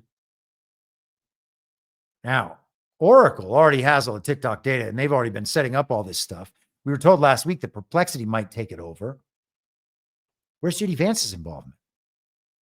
Is Peter Thiel involved somehow? Is Peter Thiel involved with Larry Ellison? Or is that all just the same thing because they're all running these tech companies that are intimately linked and inextricably linked to the Department of Defense, DARPA, the U.S. government, the CIA? Weird, huh? So what do we have? Let's try to round this out. The Signal scandal was timed specifically to disrupt the things that are happening this week, to make Donald Trump look like he's not actually prepared to protect the United States of America, like his administration is a clown show. JD Vance is out there disagreeing with Donald Trump, suggesting that Donald Trump doesn't understand the messaging and the way it'll be received. The dude listens to too many normie podcasts, I think, honestly. JD Vance just says the same thing that normie, quote unquote, conservative podcasters say.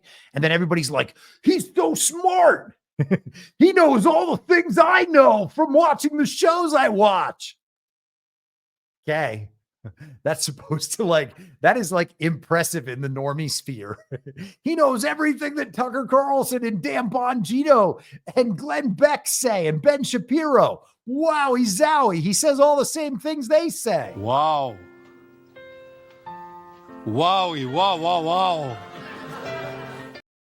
I can't believe it. What a genius. He's so well spoken. Okay. So he's out there disagreeing with Donald J. Trump. We have Trump bringing Crossfire Hurricane back into the picture, bringing Andrew Weissman back into the picture to align with the rest of these characters, Marc Elias, etc. Election integrity. All of these things are coming together right now. I don't think the timing is any mistake at all. And I really do look forward to see what is going to be revealed next week for Liberation Day. And with that, I've got to call a wrap on this show. John in Connecticut, $100 Rumble rant. Thank you very much, sir. Understanding that everything is fake leads you to treat all information as narrative, which leads to the actual reality. That's a $100 statement right there. Thank you very much, sir. I hope that at some point everybody else gets that too. Otherwise, we are going to participate in our hoodwinking until the end of days. We don't have to do that. We can pull everything back in and localize, just as we absolutely must do with our elections if we are going to be governed by people who actually have our best interests at heart and are chosen by us and govern us with our consent, because we don't have that now. And the longer people deny it because they're committed to saying, oh, that things, you can't say things are fake. Yes, I can. And I will prove it eventually.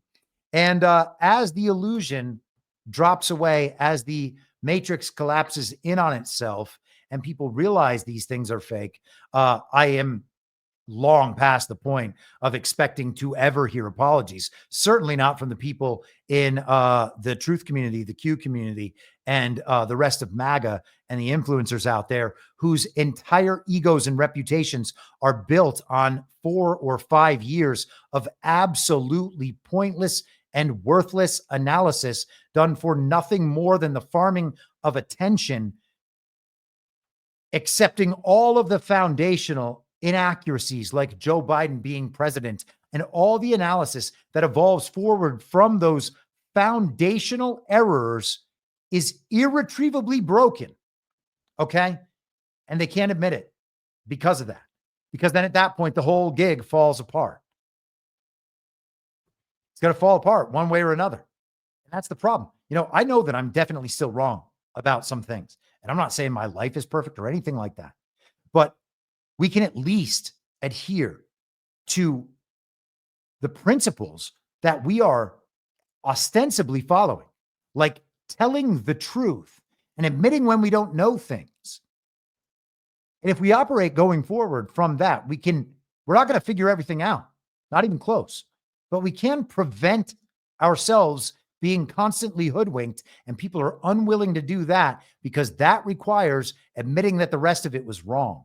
And I've done it before, so I know how much that sucks, but it's still part of the process. Our pain is self-chosen. I will be back on Friday at the same reasonable time on the same reasonable podcast network. I don't have a network. Masks and lockdowns don't work. They lied to you about a pandemic, and Joe Biden was never president. Well, what? You know who I am, don't you? Well, you ain't Fiona Apple, and if you ain't Fiona Apple, I don't give a rat's ass. What's wrong with being an angry prophet denouncing the hypocrisies of our times? What do you think, Max? Do you want to be an angry prophet denouncing the hypocrisies of our times? Yeah, I think I'd like to be an angry prophet denouncing the hypocrisies of our times. It's not true. It's more true than I would perhaps prefer. Will not let you down. We do a little trolling. It's called We Do a Little Trolling. What must be what? In my mind, that's the end game. If you're listening for free and would like to support the show, the best way to do that is by signing up for a paid subscription at imyourmoderator.substack.com. You can find the info stream over on Telegram at t.me/veryreasonable. The merch site is cancelcouture.com, and for all my other links, you can visit linktree.com/imyourmoderator. And I'll see you soon. Down on the range.